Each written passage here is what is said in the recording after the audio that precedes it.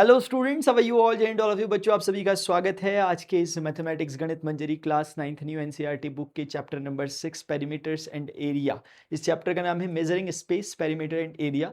इसकी एक्सरसाइज 6.2 तक बच्चों हमने ऑलरेडी कवर कर दिया यार। ये सारे क्वेश्चंस मैंने कवर कर दिया। आप बोलोगे तो मैं इसका आपको ये जो भी मैं करता आ रहा हूँ ये सब मैं आपको टेलीग्राम में दे दूंगा, ऑल्दो मतलब डिस्क्रिप्शन वगैरह में दे दूंगा आपको, जहाँ से आपको नोट्स मिलते हैं।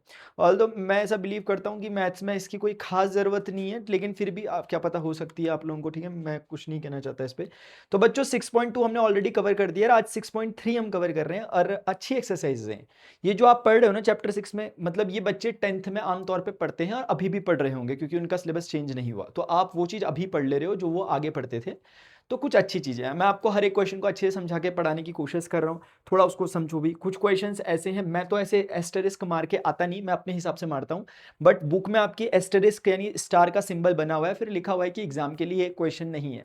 अब लोग बहुत सारे बच्चों से खुश हो जा रहे हैं, बच्चे क्या बहुत सारे मैंने देखा कि इन्फ्लुएंसर सो कॉल्ड जो है वो यूट्यूब में वो भी इसको ऐसे बड़ा चढ़ा करके दिखा रहे हैं कि बहुत अच्छी बात हो गई बच्चों तुम्हारे लिए, तुम्हें पढ़ना ही नहीं है ये चीज़। भाई पढ़ना ही नहीं है वाली बात नहीं चल रही है यहाँ पे यार। हम लोग एडवांस मैथमेटिक्स आर्बिट्ररी ले रहे हैं क्योंकि हम लोग अपने को थोड़ा सा आगे रखना चाहते हैं 2 कदम। तो बच्चों इसलिए मैं वो भेदभाव मैंने किया ही नहीं है, मैं एस्टेरिस्क रखता ही नहीं हूँ। ठीक है ना, हम सारे क्वेश्चंस करने वाले हैं। हाँ, कुछ क्वेश्चंस में थोड़े एक्स्ट्रा चीज़ों की ज़रूरत होती है, वो देखते हैं कैसे कैसे क्या होगा। एक क्वेश्चन इन सब में ऐसा है जिसके लिए एक्स्ट्रा प्रिपरेशन की रिक्वायरमेंट होगी, मैं सामने आने में बताऊंगा। अभी फिलहाल बहुत इजी इजी क्वेश्चन हैं यार। ऑलरेडी हमने सारे फॉर्मूले वगैरह जो मैंने आपको बताए थे सारे पढ़ते हुए हम आ रहे होंगे, याद करने का कोई खेल नहीं है। Find the area of the sector of a circle with radius. अब वो कह रहा है सेक्टर ना मेरे भाई, तो एकदम क्लियर होना चाहिए कि what do we mean by sector. Sector मतलब कि दो त्रिज्य खंड हिंदी में, यानी दो रेडियस से कटा हुआ हिस्सा। मैं बताता हूं मैं क्या कहना चाह रहा मेरे भाई, ध्यान से देखना। जहां पे समझ नहीं आता है ना, पूछना चाहिए, ठीक है बच्चों। ऐसा नहीं होता कि मतलब कि हमें नहीं आ रहा तो नहीं आ रहा, ऐसा नहीं होता यार। सबको ना ऐसे समय के साथ ही आता है, चीजें सीखने से आती है। मेरी मैथ्स इतनी वीक थी, इतनी वीक थी मेरे भाई, मैं क्या बताऊं 9वीं क्लास में मेरे तोते उड़े पड़े रहते थे। ठीक है ना, तो आप लोग, मैं चाहता हूं कि आप लोगों के साथ ऐसी चीजें ना हो, आप लोग आराम से चीजों को करते हुए चलो। जहां पर प्रॉब्लम हो रही है वहां पर बस गिव अप नहीं करना होता है। इधर देखो यार, सुन रहे हो मेरी बात, गिव अप नहीं करना। बड़ा भाई यहाँ खड़ा है कि नहीं खड़ा? चल इधर देख, find the areas of sector of, क्या बोल रहा है छोटा भाई? चल छोटा ही बोल ले, कोई बात नहीं। इधर देख, find the area of sector of a circle. Area of sector of a circle, sector किसे कहते हैं? सेक्टर ये जो रेडियस होती है, ये रेडियस जो बीच में स्लाइस टाइप की इसने बना दी यहां से, एक ये पिज्जा की टाइप की आपको जो दिख रही है, ये बच्चों सेक्टर हो गया। ये जो आपको दिख रहा है, यानी सेक्टर हमेशा दो रेडियस और एक आर्क से मिलकर बनता है। ये वाला हो गया हम माइनर सेक्टर हो गया क्योंकि कंपेरेटिवली छोटा है, और जो ये येलो कलर का आपको दिख रहा है ये वाला मेजर सेक्टर कहलाया जा सकता है। फिलहाल find the area of a sector of a circle with radius 7 centimetre if the angle of sector is 60 degree. तो बच्चों एंगल ऑफ सेक्टर 60 डिग्री है, तो ऑब्वियसली बोलने की बात नहीं है कि यही वाला कम होगा, ये 60 डिग्री होगा, और ऑब्वियसली ये वाला एंगल बड़ा होगा। मैं आपसे कहता हूं कि आप मुझे बता सकते हो इसकी वैल्यू कितनी होगी टाइम स्टैम्प के साथ इस एंगल की, तो ऑटोमेटिकली हम समझ जाते हैं। अभी उसके बारे में बात नहीं चल रही, तो ये बोल नहीं रहा कि मेजर सेक्टर माइनर सेक्टर। वो कह रहा है भाई मैंने आपको जब एंगल 60 डिग्री दे रखा है तो उसके कोरस्पॉन्डिंग जो भी एरिया वो निकालो। तो सर इसमें कुछ भी नहीं होता। एरिया ऑफ सेक्टर का बच्चों बहुत सिंपल सा फॉर्मूला होता है, और जो बच्चे मेरे से पढ़ते हैं उन बच्चों को पता है, मैंने इसे रटाया नहीं है, मैंने उसको डिराइव करके प्रॉपरली आपको समझाया था।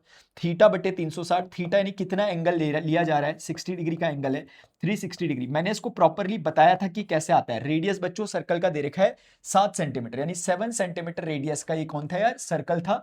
इसलिए यहां पर कितना हो जाएगा? 7 का स्क्वायर। ये 60 बटे 360 1/6 हो जाएगा, क्योंकि 6 छक्के 36 होता है। 7 का 49 इंटू मेरे भाई पाई हो जाएगा। पाई को उन्होंने बोल रखा है जब तक आपको कुछ और ना कहा जाए ये लेते हुए चलो, हमने ले लिया।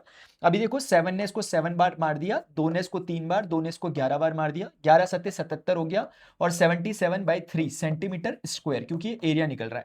आई hope this is clear to everyone. ठीक है बच्चों, तो इस तरीके से हमारा आंसर आ चुका है। अब हम आगे बढ़ते हैं।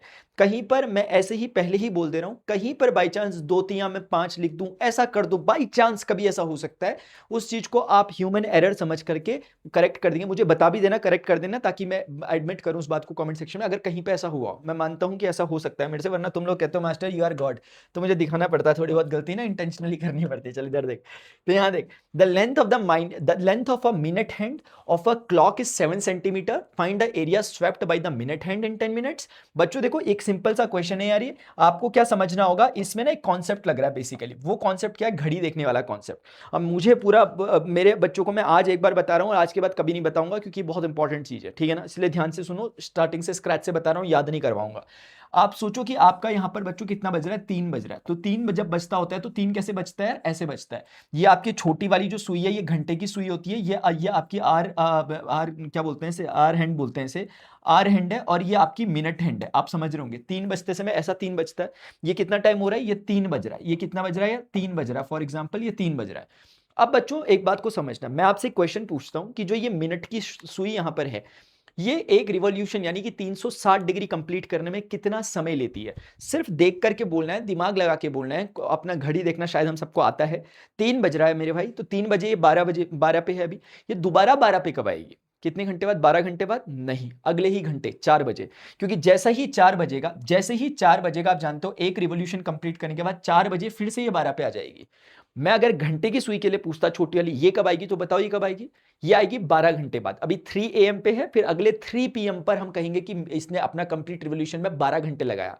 तो घंटे वाली सुई 12 घंटे लगाती है अपना रिवॉल्यूशन करने में, जबकि मिनट वाली सुई 1 घंटे में रिवॉल्व कर जाती है। याद नहीं करना, याद करने लगोगे तो फिर कैसे याद कर पाओगे, मैं तो नहीं कर पाता, मैं तो हमेशा सोचता हूं फिर याद आता है। तो इसीलिए बच्चों मिनट की, अगर मैं मिनट हैंड की बात कर रहा हूं, फॉर मिनट हैंड, अगर मैं मिनट हैंड की बात कर रहा हूं, बहुत इंपॉर्टेंट कॉन्सेप्ट बता रहा हूं आपको, ध्यान से सुनना। For minute hand one complete revolution जो होता है वो कितना लेता है, 60 मिनट्स का टाइम लेता है, जिसे आप लोग बच्चों 1 घंटा कह सकते हो। यानी कि 12 से वापस 12 में ये तब आएगा जब ये 3 से 4 में जाएगा, यानी 1 घंटा यानी 60 मिनट में।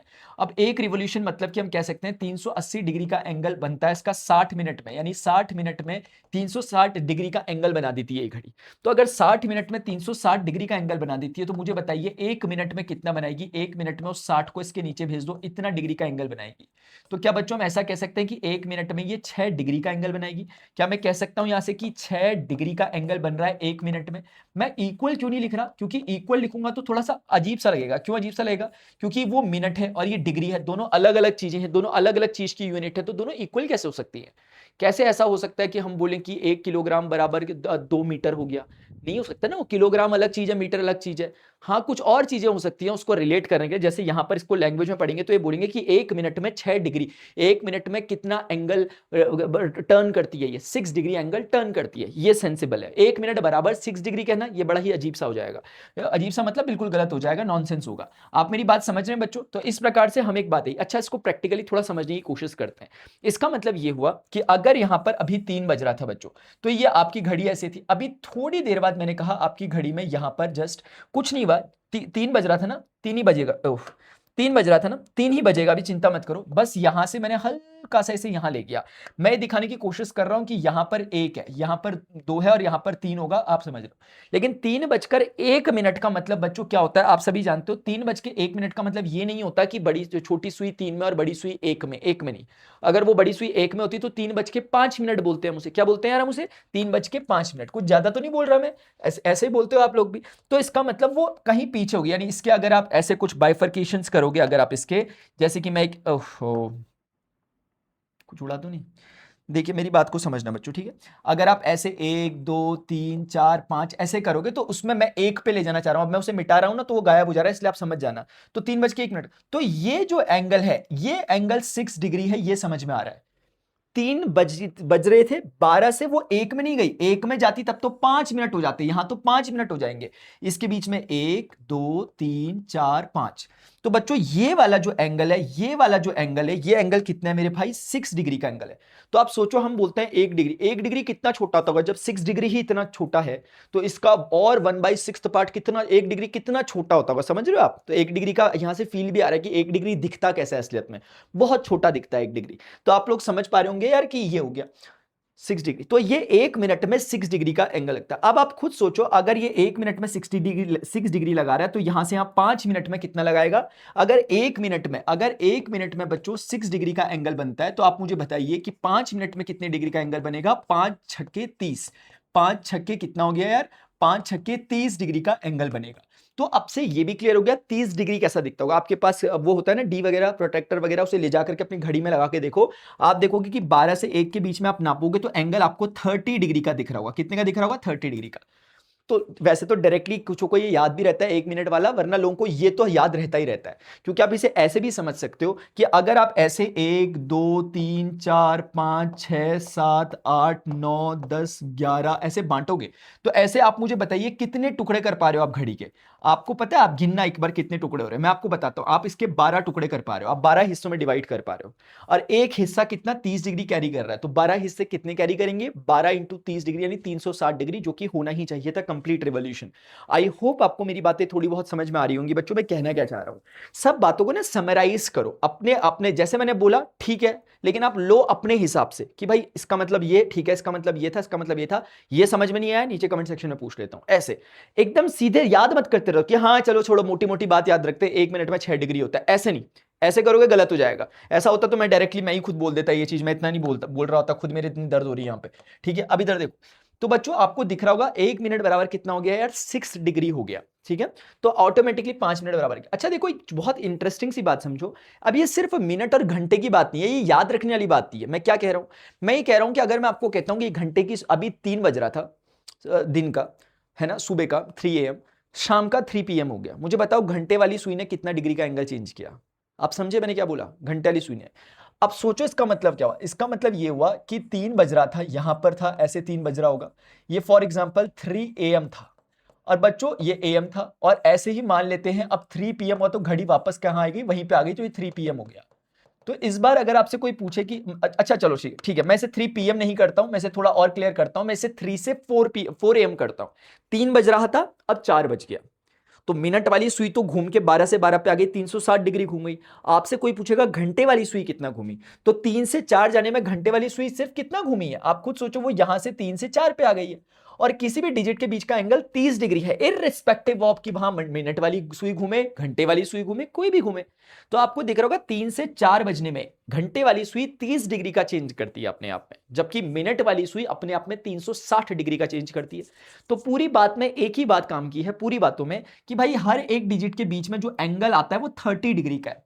अब आप अकॉर्डिंगली सेट कर लो, आप कौन घूम रहा है अकॉर्डिंगली देख लो। तो बच्चों यहां पर आपको समझ, अब देखो ये क्वेश्चन कुछ भी नहीं होता ये सब पता होने के बाद, क्योंकि बोल रहा है the length of minute hand. अगर हम अब क्वेश्चन को देखें कि क्या बोल रहा था, the length of minute hand of a clock is 7 centimetre, find the area swept by the minute hand in 10 minutes. Minute hand in 10 minutes, देखो मैं ऐसे ही समझाने के लिए, जरूरत नहीं है इतना सब कुछ करने की, बट मैं ऐसे ही बता रहा हूं। जैसे 12 पे था तो 3 बज रहा था, 3 बजने के बाद कितना हो गया होगा, 3 बज के 10 मिनट हो गया होगा, मतलब वो कहीं भी कुछ भी हो सकता है, मेरे एग्जांपल में मैंने 3 बज गया, तो कहने का मतलब होगा मेरी जो वो है वो आज वो यहां पहुंच गई होगी निडल। अभी वो जो आपको वो एक्चुअली अभी कहां पहुंच गई होगी मेरे भाई, 1 मिनट मैं इसको ऐसा करके दिखाता हूं, ऐसा करके दिखाता हूं कि पहले यहां थी इमेजिनरी टाइप में, अभी रियलिटी में वो यहां पहुंच गई है, कहां पर, रियलिटी में वो पहुंच गई है 2 पर पहुंच गई है 1 से।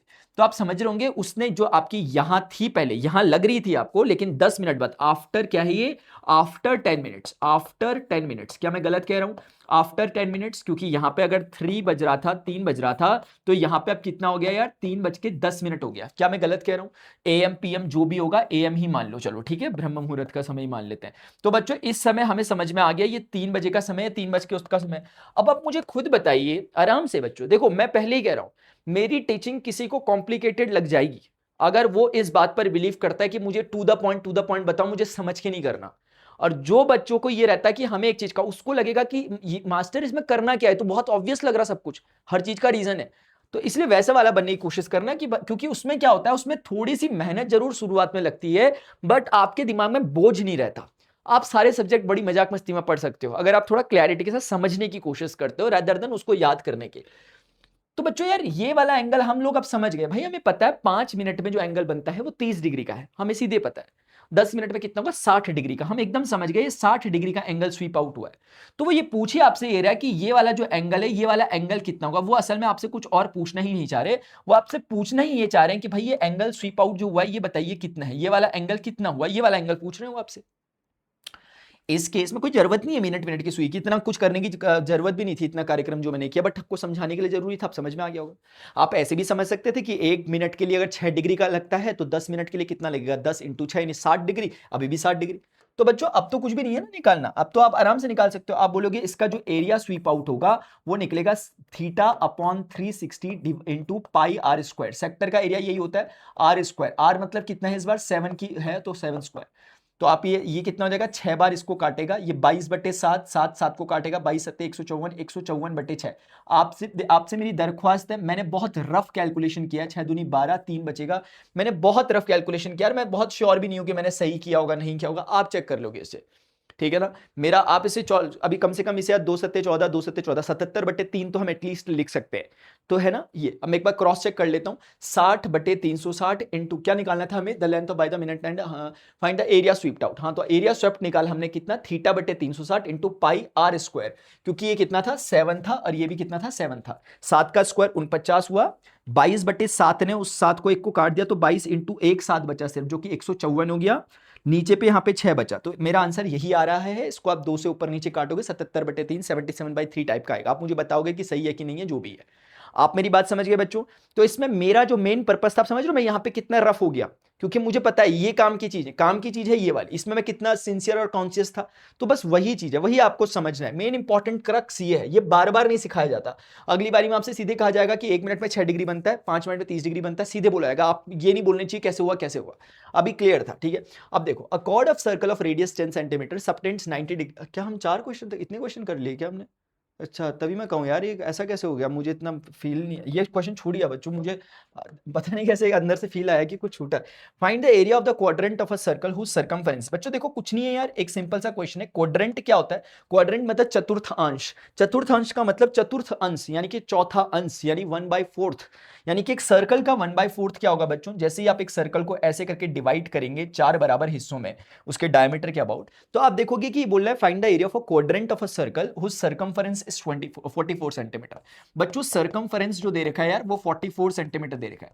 क्या हम लोग जानते हैं कि अगर मैं कहूं कि इसका यहां से यहां तक का जो ये लेंथ है, ये अगर रेडियस आर है, अगर ये आर मैं कहूं, तो हम सब समझते हैं कि सर्कमफेरेंस ऑफ सर्कल कितना होता है, 2πr, पाई आर स्क्वायर नहीं होता 44, क्योंकि दोनों तरफ सेंटीमीटर सेंटीमीटर एक दूसरे को काट देंगे। एटलीस्ट आगे का काम होता रहेगा, पहले 2π लिख देता हूं। पाई की वैल्यू बच्चों क्वेश्चन ने फिर से बोला है कि आप 2/22 का हो गया, क्योंकि 2 ने इसको 22 बार काट दिया।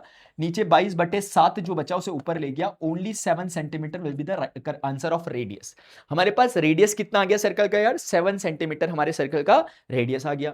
अब ये बोल रहे हैं कि आप इसका एरिया बताइए, area of a quadrant of a circle. तो बच्चों area of quadrant of a circle आप खुद समझिए, क्या वो 1/4 पाई आर स्क्वायर होना चाहिए? क्योंकि इसका नाम ही क्वाड्रेंट है, यानी क्या मैं कह सकता हूं कि क्वाड्रेंट का जो एरिया होता है वो सर्कल के एरिया का 1/4 होना चाहिए।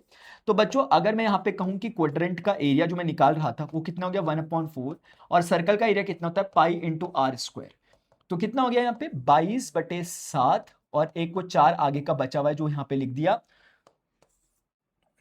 देखिए इधर ऐसे लिख देता हूं 1/4, यहां पर लिख दिया 22/7। और बच्चों ये 7 इंटू 7 2 बार था, इसने इसको काट दिया, इसने इसको 11 बार और 2 बार काट दिया। तो नीचे से 11 इंटू 7 कितना होता है 77/2। पिछले बार का ही तरह आंसर आ रहा है, जो इसके बाद वाले क्वेश्चन का भी आंसर है वही है, वो भी ऐसे ही था लगभग। तो 77/2 सेंटीमीटर स्क्वायर हमारा आंसर आ रहा है। अच्छा एक बात समझो, ये बात तो मैंने थोड़ा ऑब्वियस उससे कही कि ऐसा होता है, लेकिन क्या ये जरूरी था ऐसे ही कहे?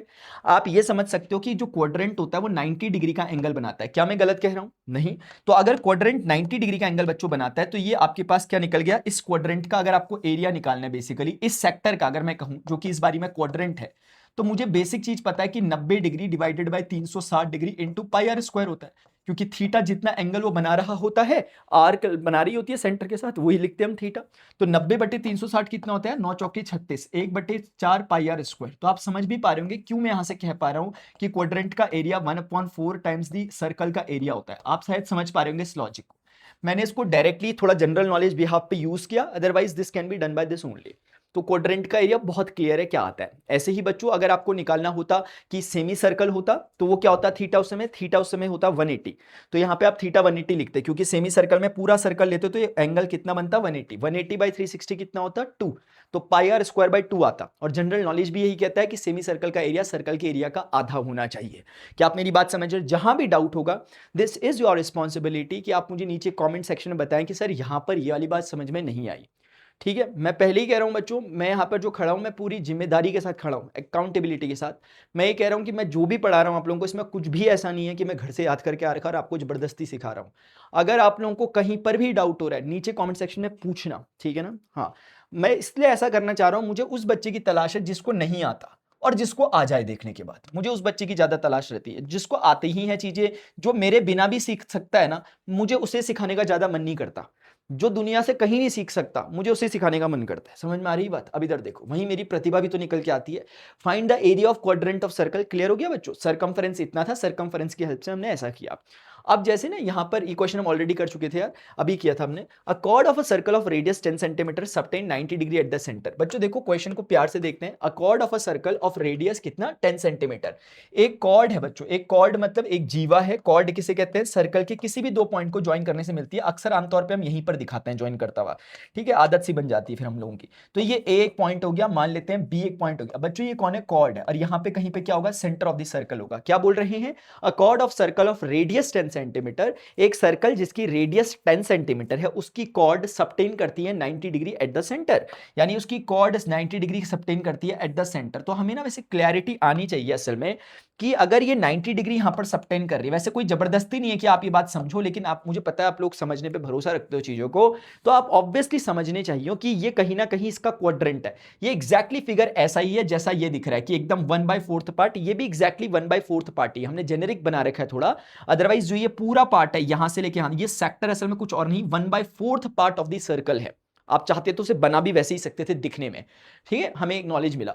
Find the area of the corresponding minor sector that subtends 90 degree at the centre and major sector that subtend इतना एट द सेंटर। देखो बच्चों, इसको समझने के लिए मैं आपको दो तरीकों से समझाने की कोशिश करूंगा। सबसे पहले हम समझते हैं माइनर सेगमेंट, माइनर सेक्टर क्या हुआ। देखो सेक्टर सेगमेंट दो चीजें होती है।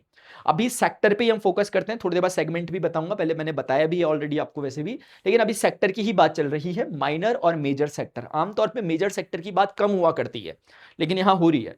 सेक्टर हमेशा क्या होता है बच्चों? वो वाला हिस्सा जो कि क्या है, जो आपको पिज्जा की स्लाइस जैसा दिखाई देता है। दूसरे शब्दों में सेक्टर हमेशा मिलकर बनता है रेडियस की हेल्प से।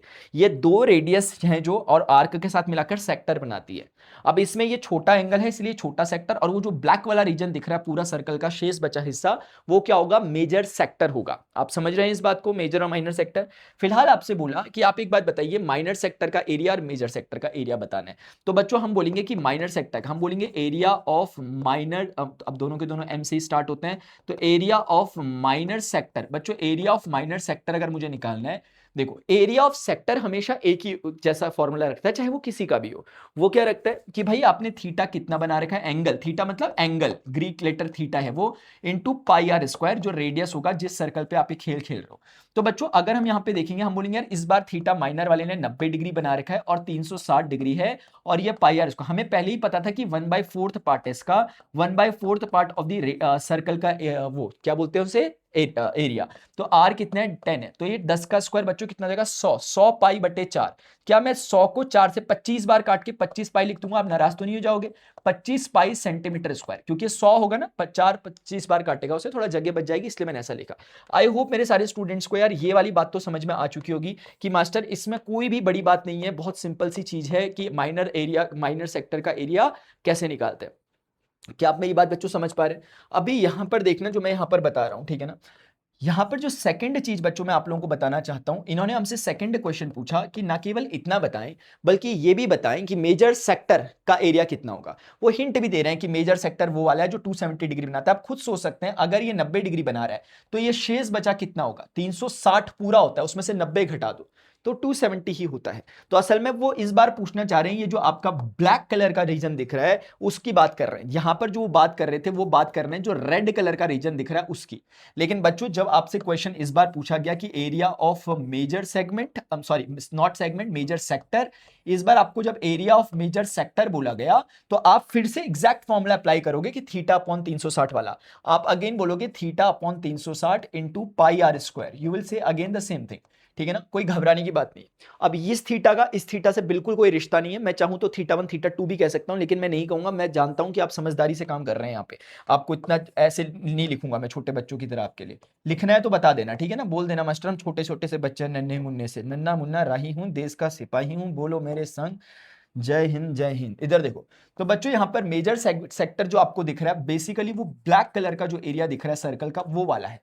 इस बार का थीटा कितना है यार? इस वाले ने, ब्लैक वाले ने जो बनाया एंगल, ये इस तरफ से 270 डिग्री बनाया, 270 डिवाइडेड बाय कितना हो गया? 360 डिग्री हो गया, इंटू पाई आर स्क्वायर हो गया। I hope this is clear to everyone. बच्चों 0 ने 0 काट दिया, 9 तिया 27, 9 चौके कितना हो गया 36 हो गया। तो हम कहेंगे 3/4 हो गया पाई आर स्क्वायर। पाई को पाई रखिए, आर कितना है यार, आर नहीं बदल रहा, आर अभी भी वही है जो था 10 था, 10 का स्क्वायर। तो फिर से बच्चों 4 ने 100 को 25 बार काटा, 25 3 से मल्टीप्लाई होकर कितना हो गया यार 75 पाई हो गया। तो 75 पाई सेंटीमीटर स्क्वायर बच्चों इस बार का आंसर आया। तो कहने का मतलब है कि जो ये ब्लैक वाला रीजन दिख रहा है ये 75 पाई स्क्वायर सेंटीमीटर का है, जो रेड कलर का रीजन है बच्चों वो 25 पाई स्क्वायर सेंटीमीटर का है। क्या आपको मेरी बात समझ में आ रही है? एक बात और भी आप समझ सकते हो, क्या हो सकता है, क्या ये भी समझ सकते हो बच्चों कि देखो अगर हम ना इस सर्कल का एरिया निकाल पा रहे हैं, जैसे कि अगर हम ओरली करते हैं, बिना पेन ऐसे करें, हमें पता है सर्कल का रेडियस कितने हैं 10 सेंटीमीटर है, समझ में आ रहा है? तो सर्कल का क्या हम एरिया निकाल सकते हैं? Yes sir, pi r square, यानी पाई इंटू 10 का स्क्वायर, ओरली कर रहे हैं इसे। तो 10 का स्क्वायर कितना होता है 100। तो हमें समझ में आ गया सर्कल का एरिया है 100 पाई, पाई इंटू आर स्क्वायर से आर 10 रखा, पाई इंटू 10 का स्क्वायर यानी 100 पाई सेंटीमीटर स्क्वायर। क्या मैं आपके सिर्फ समझने के लिए लिख रहा हूं कि मैं ये समझने के लिए जो मुझे डेटा मिला वो मैंने यहां पर लिख दिया, कैलकुलेशन सब ओरली हो सकता है पूरा। अब सवाल उठता है कि वो जो 90 डिग्री बना रहे हैं वो कौन है? इस सर्कल का 1/4 हिस्सा क्या है कि क्या वो है कि नहीं 1/4 हिस्सा? क्योंकि बोला गया कि वो क्वाड्रेंट है, मतलब बोला गया था कि वो 90 डिग्री है, तो ऑब्वियसली वो उसका क्वाड्रेंट है। तो बच्चों अगर टोटल सर्कल का एरिया 100 पाई है तो आप मुझे बताइए उसके 1/4 का हिस्सा कितना होगा? 100 पाई का अगर आप 1/4 करोगे तो 100 को 4 काटेगा 25 बार। तो क्या आपको नहीं समझ में आना चाहिए था कि जो वो 90 डिग्री वाले से एसोसिएटेड जो एरिया है वो सीधे 25 पाई होगा? क्यों? क्योंकि वो उसका 1/4 है, पूरे सर्कल का 1/4 है, क्योंकि वो उसका क्वाड्रेंट है। उसने डायरेक्टली वर्ड यूज नहीं किया बट उसका मतलब वही है 90 डिग्री। अब आप खुद मुझे बताओ अगर ये हिस्सा 25 पाई का है, पूरा का पूरा सर्कल 100 पाई रखता है, तो ये बाकी बचे को कितना रखना पड़ेगा? जनरल नॉलेज यही कहता है कि बाकी बचे वाले को जो शेष बचेगा, यानी कितना 25 में और कितना जोड़ूं कि 100 हो जाए, तो 75। तो ये 75, ये आप देख रहे हो, ये क्वेश्चन टोटली बिना पेन उठाई किया जा सकता है, बस ये रेफरेंस के लिए लिखा मैंने, इसको बिना पेन उठाई किया जा सकता है। तो आपको ये वेरिफिकेशन चाहिए, क्वेश्चन बनाने वाले चाहते ही हैं कि मास्टर यहां पर इस तरीके से एक्सप्लेन करें इस चीज को। अगर वो सिर्फ क्वेश्चन का आंसर निकाल दे रहे हैं तो क्या होगा? कुछ भी नहीं होगा। वो चाह रहे हैं कि आप रिलेट करो कि तो ऑब्वियस था, तो मैथमेटिक्स ने भी बताया कि ऑब्वियस है। अब आगे सिचुएशंस ऐसी आएंगी कि जब हम ऑब्वियसली नहीं निकाल पाएंगे। अगर ये एंगल 90 डिग्री था तो आप मुंह जबानी निकाल पाए, लेकिन अगर ये 90 डिग्री की जगह 70 डिग्री, 60 डिग्री, 50 डिग्री कुछ और होता तो आपके लिए इतना आसान ना हो पाएगा उस समय निकाल पाना, कैलकुलेशन, है ना? तो आप, लेकिन ये मेथड सदा काम करेगा। क्या आप मेरी बात समझ रहे हैं बच्चों? हम बढ़ते हैं अब आगे की तरफ, नेक्स्ट क्वेश्चन की तरफ। क्वेश्चन है यार, accord of a circle of क्या लिखा हुआ? Accord of a circle of radius 15 centimetre subtends N angle 60 degree at the centre of the circle. ठीक है ना? तो देखो इस बार भी एग्जैक्टली वैसा ही है। इस बार देखो एंगल क्या हो गया, स्पेसिफिक कर दिया थोड़ा स्पेसिफिक, मतलब अभी तक 90 डिग्री था, 10 रेडियस थी, थोड़ा इजी इजी नंबर्स थे। अभी भी टफ नंबर नहीं है बट वही सेम चीज है, बट सिनेरियो थोड़ा सा चेंज किया इन्होंने। ये बोल रहे हैं इस बार का जो कॉर्ड लेंथ है मेरे भाई वो कितना है यार? Chord of circle of radius इतना। कॉर्ड लेंथ तो नहीं दिया अभी तक, फिलहाल अभी तक दिया है रेडियस, यानी कि अगर ये ए है ये बी है तो यहां पे सेंटर ऑफ द सर्कल मान लेता हूं बच्चों, इसको इसके साथ कनेक्ट करता हूं और इसको इसके साथ कनेक्ट करता हूं, इसको किसके साथ कनेक्ट करता हूं, इसको इसके साथ कनेक्ट करता हूं। तो ये बोल रहे हैं कि accord of circle of radius 15 centimetre, radius 15 centimetre का कॉर्ड बच्चों ये 15 सेंटीमीटर है और ये भी कितना है यार 15 सेंटीमीटर है, subtends N angle 60 degree at the centre of the circle. ये कौन है बच्चों यार? आराम से देखो, मैं सच बता रहा हूं। अब ये आप पर डिपेंड करता है कि आप इसका हवा बना दे रहे हो चैप्टर का क्या। अदरवाइज तो इतने खिलौने वाले क्वेश्चन है कि आपको इंटरेस्टिंग मजा आना चाहिए, आपको लगना चाहिए हाँ कितने अच्छे अच्छे क्वेश्चन आ रहे हैं, ऐसे वाले उसके साथ। ये नहीं करना कि इतने क्वेश्चन कर लेता हूं यही एग्जाम में आएंगे, आपको होना चाहिए मास्टर और कराओ क्वेश्चन, ये तो आ गए अब और कराओ, प्रैक्टिस कराओ हमारी। ठीक है ना? इससे पहले साल के जो बच्चे हैं आप कभी सर्च करो जाकर के तो आपको पता चलेगा मैंने उनकी कितनी प्रैक्टिस कराई है यूट्यूब में बच्चों की। ठीक है ना? अभी वो 10th 11th 12th में पहुंच गए, वो चाहते हैं कि मैं उन्हें अभी पढ़ाऊं 10th 11th 12th में, लेकिन मैं फंस गया हूं आप लोगों के साथ। चल इधर देख। ठीक है ना? तो मैं भी खुद चाहता था कि उन लोगों के साथ मैं आगे की जर्नी करूं, क्योंकि उनके साथ मेरा अलाइनमेंट बैठ गया था, क्योंकि वो बच्चे वैसे ही बन चुके थे कि उन्हें सीखने की पड़ी रहती थी, ज़्यादा से ज़्यादा हमें सीखना है, मजा आता था उन्हें नए नए क्वेश्चन ट्राई करने में। अब इधर देखो, कॉर्ड ऑफ सर्कल इतना, रेडियस इतना है, सबटेन करता है angle 60 degree at the centre of the circle, find the areas of the corresponding minor and major segments. बच्चों इस बार सेगमेंट्स वर्ड यूज किया है। पिछले वाले क्वेश्चन को अगर आप देखोगे, उस वाले क्वेश्चन में जो वर्ड्स यूज हुए थे वो था सेक्टर। वो क्या हुआ था बच्चों वहां पे? सेक्टर। सेक्टर मिलके बनता है, मैंने आपको पीछे कहीं बताया था, मैं पीछे नहीं जाऊंगा ज्यादा, अदरवाइज मेरे पास ये चीजें हैं, शायद मैं अगर देखना चाहूँ तो एक बार देखता हूँ। एक्चुअली मैं भी बीच में गैप रह गया मेरा भी, मैं सोशल साइंस पढ़ाने लग गया तो मैं भी भूल गया इसमें क्या क्या पढ़ाया था मैंने। मैं भी खुद देख के के शौक हो गया कि इतना कुछ पढ़ा लिया था क्या मैंने इसमें। ठीक है, तो बच्चों यहाँ पर ना कहीं तो मैंने पढ़ाया होगा, देखो सारे क्वेश्चन हम कवर करते हुए हैं, मुझे बड़ा अच्छा लग रहा है, बड़ी मेहनत करी मैंने तुम लोगों के लिए यार। ठीक है, तो इसमें ये देखो, ये मैंने यहाँ पे सेक्टर सेगमेंट ये सारी चीजें मैंने डिस्कस तो करी है कुछ ना कुछ आपके साथ। ये देखो सेक्टर मैंने डिस्कस किया था आपके साथ, और मेरे ख्याल से सेक्टर के बाद सेगमेंट शायद आया ही नहीं था क्या उस समय डिस्कस करने के। सेगमेंट मुझे दिख नहीं रहा, चलो सेगमेंट शायद होगा ही नहीं, इसका मतलब आप बता देता हूँ, कोई बड़ी बात नहीं है, घबराने वाली कोई बिल्कुल बात नहीं है। सेक्टर को मैंने पहले भी आपको बताया था, अभी तक सेक्टर पे बेस्ड क्वेश्चंस चल रहे थे। अब बच्चों क्या करते हैं, थोड़ा सा सेगमेंट को हल्का सा समझ लेते हैं, this is not going to be a big deal. अभी एक बार समझते हैं, ठीक है, आराम से आ जाओ। बाप रे, अभी इतना आगे भी और भी है क्या, कितनी बड़ी एक्सरसाइज है, end of the chapter exercise बड़ी है इसकी।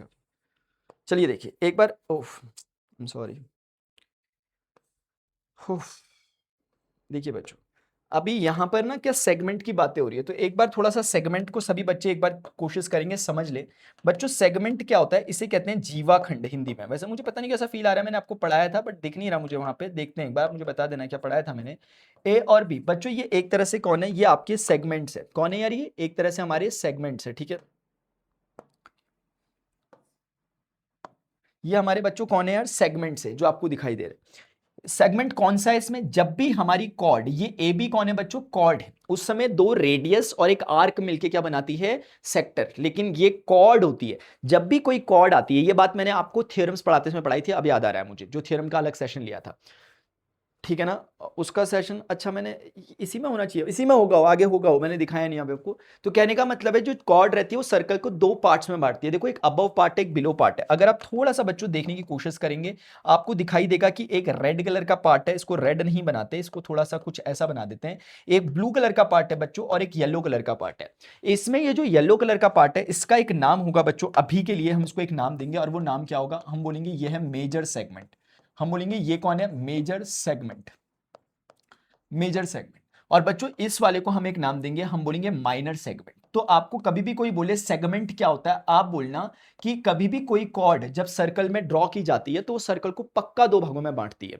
एक छोटा भाग होता है, एक बड़ा भाग होता है। अगर वो कॉर्ड डायमीटर हो जाए तो दोनों भाग बराबर हो जाते हैं, उस समय वो सेमी सर्कल्स में बढ़ जाती है। तो आप समझ रहे हैं, तो ये माइनर हो गया, वो मेजर हो गया, इसमें कोई तकलीफ वाली बात बिल्कुल भी नहीं है।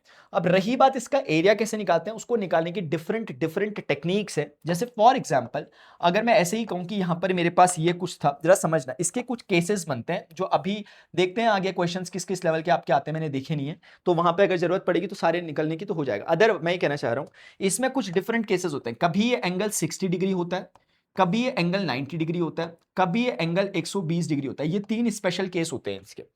इनमें थोड़ा बहुत ट्रिगोनोमेट्री का रोल भी है। मैंने आप लोगों को ऑलरेडी क्लास 9th के बच्चों को ट्रिगोनोमेट्री पढ़ा दी। मुझे थोड़ा ये इल्यूजन हुआ था कि ट्रिगोनोमेट्री एडवांस मैथमेटिक्स में है, तो मैंने एडवांस मैथ्स वाले में आपको ट्रिगोनोमेट्री भी पढ़ा दी। तो जो बच्चे थोड़ा सा दो चीजें एक्स्ट्रा जानना चाहते हैं, क्योंकि आज का भी ये क्वेश्चन ट्रिगोनोमेट्री बेस्ड है, तो वो सेशन को देख ले। मतलब मुझे खुशी भी है कि काफी बच्चों ने उसे देख भी लिया, ट्रिगोनोमेट्री का एडवांस मैथमेटिक्स में, है ना। तो वो लेकिन शायद नहीं है एडवांस मैथमेटिक्स में, बट मैंने ट्रिग्नोमेट्री आपको उसी तरीके से पढ़ाई कि क्लास 9 के बच्चों को कैसे पढ़ाई जाएगी, अगर पढ़ाई जाएगी तो वो बहुत बड़ा टूल होता है बच्चों, अगर आपने वो सीख लिया तो देख लेना। तो उसकी हेल्प से हम ये खेल खेल सकते हैं। तो इसमें क्या होता है, जैसे आपको ये निकालना है ब्लू वाला रीजन, तो आप क्या करते हो, आप इस पूरे के पूरे सेक्टर का एरिया निकालते हो और उसमें से इस ट्राइंगल को हटा देते हो, तो ऑटोमेटिकली आपको ब्लू रीजन मिल जाता है। क्या आप मेरी बात समझ पा रहे हैं। मैंने क्या कहा, अगर आपको ये ब्लू वाला रीजन निकालना है, आप पूरे इस सेक्टर में से आप इस ट्रायंगल को अगर निकाल लोगे, हटा दोगे एरिया को, तो क्या निकल जाएगा, ब्लू। अब ये करते कैसे हैं, उसके अलग अलग मैकेनिज्म्स होते हैं। फिलहाल जैसे इस क्वेश्चन में एक बार ट्राई करते हैं, जैसे इस केस में कितना दे रखा है, एंगल 60 डिग्री, तो एक केस तो कम से कम हम डील कर ही लेंगे अभी। तो बोल रहे हैं, chord of circle of radius 15 centimetre, subtends angle इतना at the centre of the circle, find the areas of the corresponding minor and major segments. Minor segments का कहने का मतलब बच्चों उनका ये है, minor segment they mean by this only, ये ग्रीन वाला, और बाकी मेजर क्या बच गया, अदर देन दिस, पूरा का पूरा। तो अगर आपको कोई कह रहा है कि एरिया ऑफ जो माइनर सेगमेंट है, एरिया ऑफ माइनर सेगमेंट बच्चों कोई आपको निकालने के लिए कह रहा है, यानी कि ये एक तरह का जीवाखंड है। जीवाखंड इसलिए बोलते हैं क्योंकि जीवा कॉर्ड का हिंदी नाम होता है, और जीवा से बना हुआ खंड, जीवाखंड, कॉर्ड से बना हुआ खंड, इसलिए सेंसेबल है। और वहीं सेक्टर को हिंदी में त्रिज्य खंड कहते हैं, त्रिज्या से बना हुआ खंड, और वास्तव में वो त्रिज्या यानी कि रेडियस से बना हुआ खंड होता था। तो माइनर सेगमेंट इस केस में बच्चों वो चीज जो है आपकी वो और कोई नहीं है यार, वो ग्रीन वाला रीजन है। इस केस में बच्चों वो कौन है, इस केस में वो ग्रीन वाला रीजन है जो हमें निकालना है। यानी एरिया ऑफ माइनर सेगमेंट को अगर हम कैलकुलेट कर रहे हैं तो वो कैसे निकलेगा, आप इधर समझो, वो ऐसे निकलेगा कि अगर मैं पूरा सेक्टर, मैं अगर area of sector, area of अगर बच्चों में सेक्टर, ये प्लानिंग है, एरिया ऑफ सेक्टर अगर OAB में निकाल पाया, उसमें से मैं माइनस कर पाया एरिया ऑफ ट्रायंगल OAB को, तो मेरा आंसर निकल जाएगा। आप समझिए इस बात को।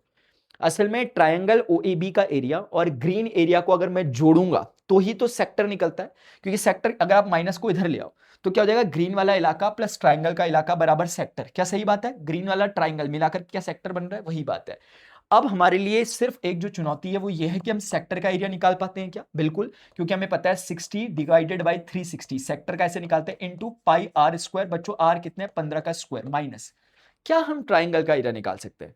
हाँ इस केस में, क्योंकि ये सबसे इजी केस बनेगा अभी के केस में, जब 60 डिग्री होगा ये सबसे इजीएस्ट केस है। क्यों, क्योंकि अगर ये 60 डिग्री है, आपको शायद दिख पा रहा होगा कि जो ये ट्राइंगल है एक विशेष प्रकार का ट्राइंगल है। क्या आप मुझे नाम बता सकते हो इस ट्राइंगल का बच्चों, क्या है इस ट्राइंगल का, आप मुझे नाम बता सकते हो कमेंट सेक्शन में कि इस ट्राइंगल का नाम क्या है, क्या आप मुझे कमेंट सेक्शन में बता सकते हैं। टाइम स्टैम्प के साथ बता दिया, इसका नाम है आइसोसेलेस ट्राइंगल। क्यों आइसोसेलेस, क्योंकि आप देखोगे बच्चों कि यहां पर ये 15 है और ये भी 15 है। तो आइसोसेलेस ट्राइंगल की प्रॉपर्टी होती है कि जो दो इक्वल साइड्स अगर हैं, आइसोसेलेस अगर वो है, तो उसके ऑपोजिट एंगल, इसका ऑपोजिट एंगल ये होगा, इसका ऑपोजिट एंगल ये होगा, ये भी आपस में बराबर होंगे। इसे अगर मैं गणितीय भाषा में लिखने की कोशिश करूं तो इसका मतलब ये होगा, इफ AB बराबर AC है, अगर AB और AC बराबर है ये, तो दिस इंप्लाइज पक्का एंगल B बराबर एंगल C होगा। ये आइसोसेलेस ट्राइंगल की property, opposite angle must be equal if the sides are equal, isosceles triangle की। तो कुछ लोग ऐसे सोचते हैं, मतलब ये तो मैं बिल्कुल भी नहीं बोलूंगा ऐसे, बट ठीक है, ए दोनों में है तो B बराबर C ऐसे, बट इसका कोई ऐसे सेंस नहीं है, ये थोड़ा देखने के लिए ऐसे हो जाता है कोइंसिडेंटली बार बार, अदरवाइज उससे याद मत रखना, उसे मेन बात याद रखना। तो अगर ये 15 है तो ऑटोमेटिकली आइसोसेलेस है, तो ये दोनों के दोनों एंगल भी आपस में बराबर होंगे। अब आप खुद सोचिए बच्चों, ट्राइंगल के इंटीरियर एंगल का सम कितना होता है, 180 डिग्री। अगर ये 60 डिग्री है तो इसको, जैसे एग्जांपल के लिए मैं अगर इसको थीटा बोल दूं, इसको भी थीटा बोल दूं, तो आप खुद सोचो कि 60 डिग्री है, टोटल कितना बचा, अब 120 डिग्री बचा है। मैं ऐसे ही पहले इसको प्रैक्टिकली बता रहा हूं, फिर आप चाहो तो मैथ्स लगा के भी कर लेना। आप खुद सोचो कि 60 डिग्री है, बाकी टोटल होना चाहिए 180 डिग्री इंटीरियर एंगल का सम, तो कितना बच गया, 120 डिग्री बच गया। अब दोनों को आधा आधा होना है, तो 120 को आधा आधा करोगे कितना होगा, 60 60 दोनों के हिस्से में आएगा। ये है इसका ऑब्वियस तरीका जो जनरल नॉलेज से समझ में आता है। मान लेते हैं हमें जनरल नॉलेज पसंद नहीं है, तो हम क्या बोलेंगे, हम बोलेंगे angle O plus angle A plus angle B बराबर कितना होना चाहिए, 180 डिग्री। ट्राइंगल का angle sum property, angle angle O कितना है, 60 डिग्री, एंगल A हमें नहीं पता, एंगल B हमें नहीं पता, बट दोनों इक्वल हैं ये पता है। तो 2 थीटा बराबर कितना हो गया, 180 में से 60 चला गया, तो 2 थीटा बराबर कितना हो गया, 120 हो गया, और थीटा बराबर कितना हो गया, 60 डिग्री हो गया। तो बच्चों यही चीज मैं पहले भी कह रहा था, ये बिना मैथ्स के भी हम समझ पा रहे हैं कि अगर ये 60 डिग्री है तो टोटल 180 होने के लिए उनको 120 और चाहिए, और 120 में भी इसको इसको बराबर बराबर बांटना है, तो 60 60 डिग्री में ये बराबर बराबर बंटेगा। तो इस पूरी बात से एक बात समझ में आ रही है, अगर चूंकि ये भी 60 डिग्री है और चूंकि ये भी 60 डिग्री है, तो अब ये भी समझ में आ रहा है कि ये ट्राइंगल बच्चों एक आइसोसेलेस ट्राइंगल नहीं बल्कि एक इक्विलैटरल ट्राइंगल था, उसका अपग्रेडेड वर्जन। इसकी दो ही नहीं बल्कि तीनों साइड्स बराबर थी, यानी अब ये इक्विलैटरल ट्राइंगल बन गया। और यार इक्विलैटरल ट्राइंगल का फॉर्मूला बच्चों एरिया का हम सबको याद होना चाहिए, √3/4 टाइम्स A स्क्वायर, यानी साइड का स्क्वायर। और साइड इस केस में वही है जो कि इस बार रेडियस है, क्योंकि ट्राइंगल की साइड 15 15, ये भी ऑब्वियसली 15 ही होगी, तो हमें दिखेगा 60/360 इतना हो गया, पाई 15 का स्क्वायर।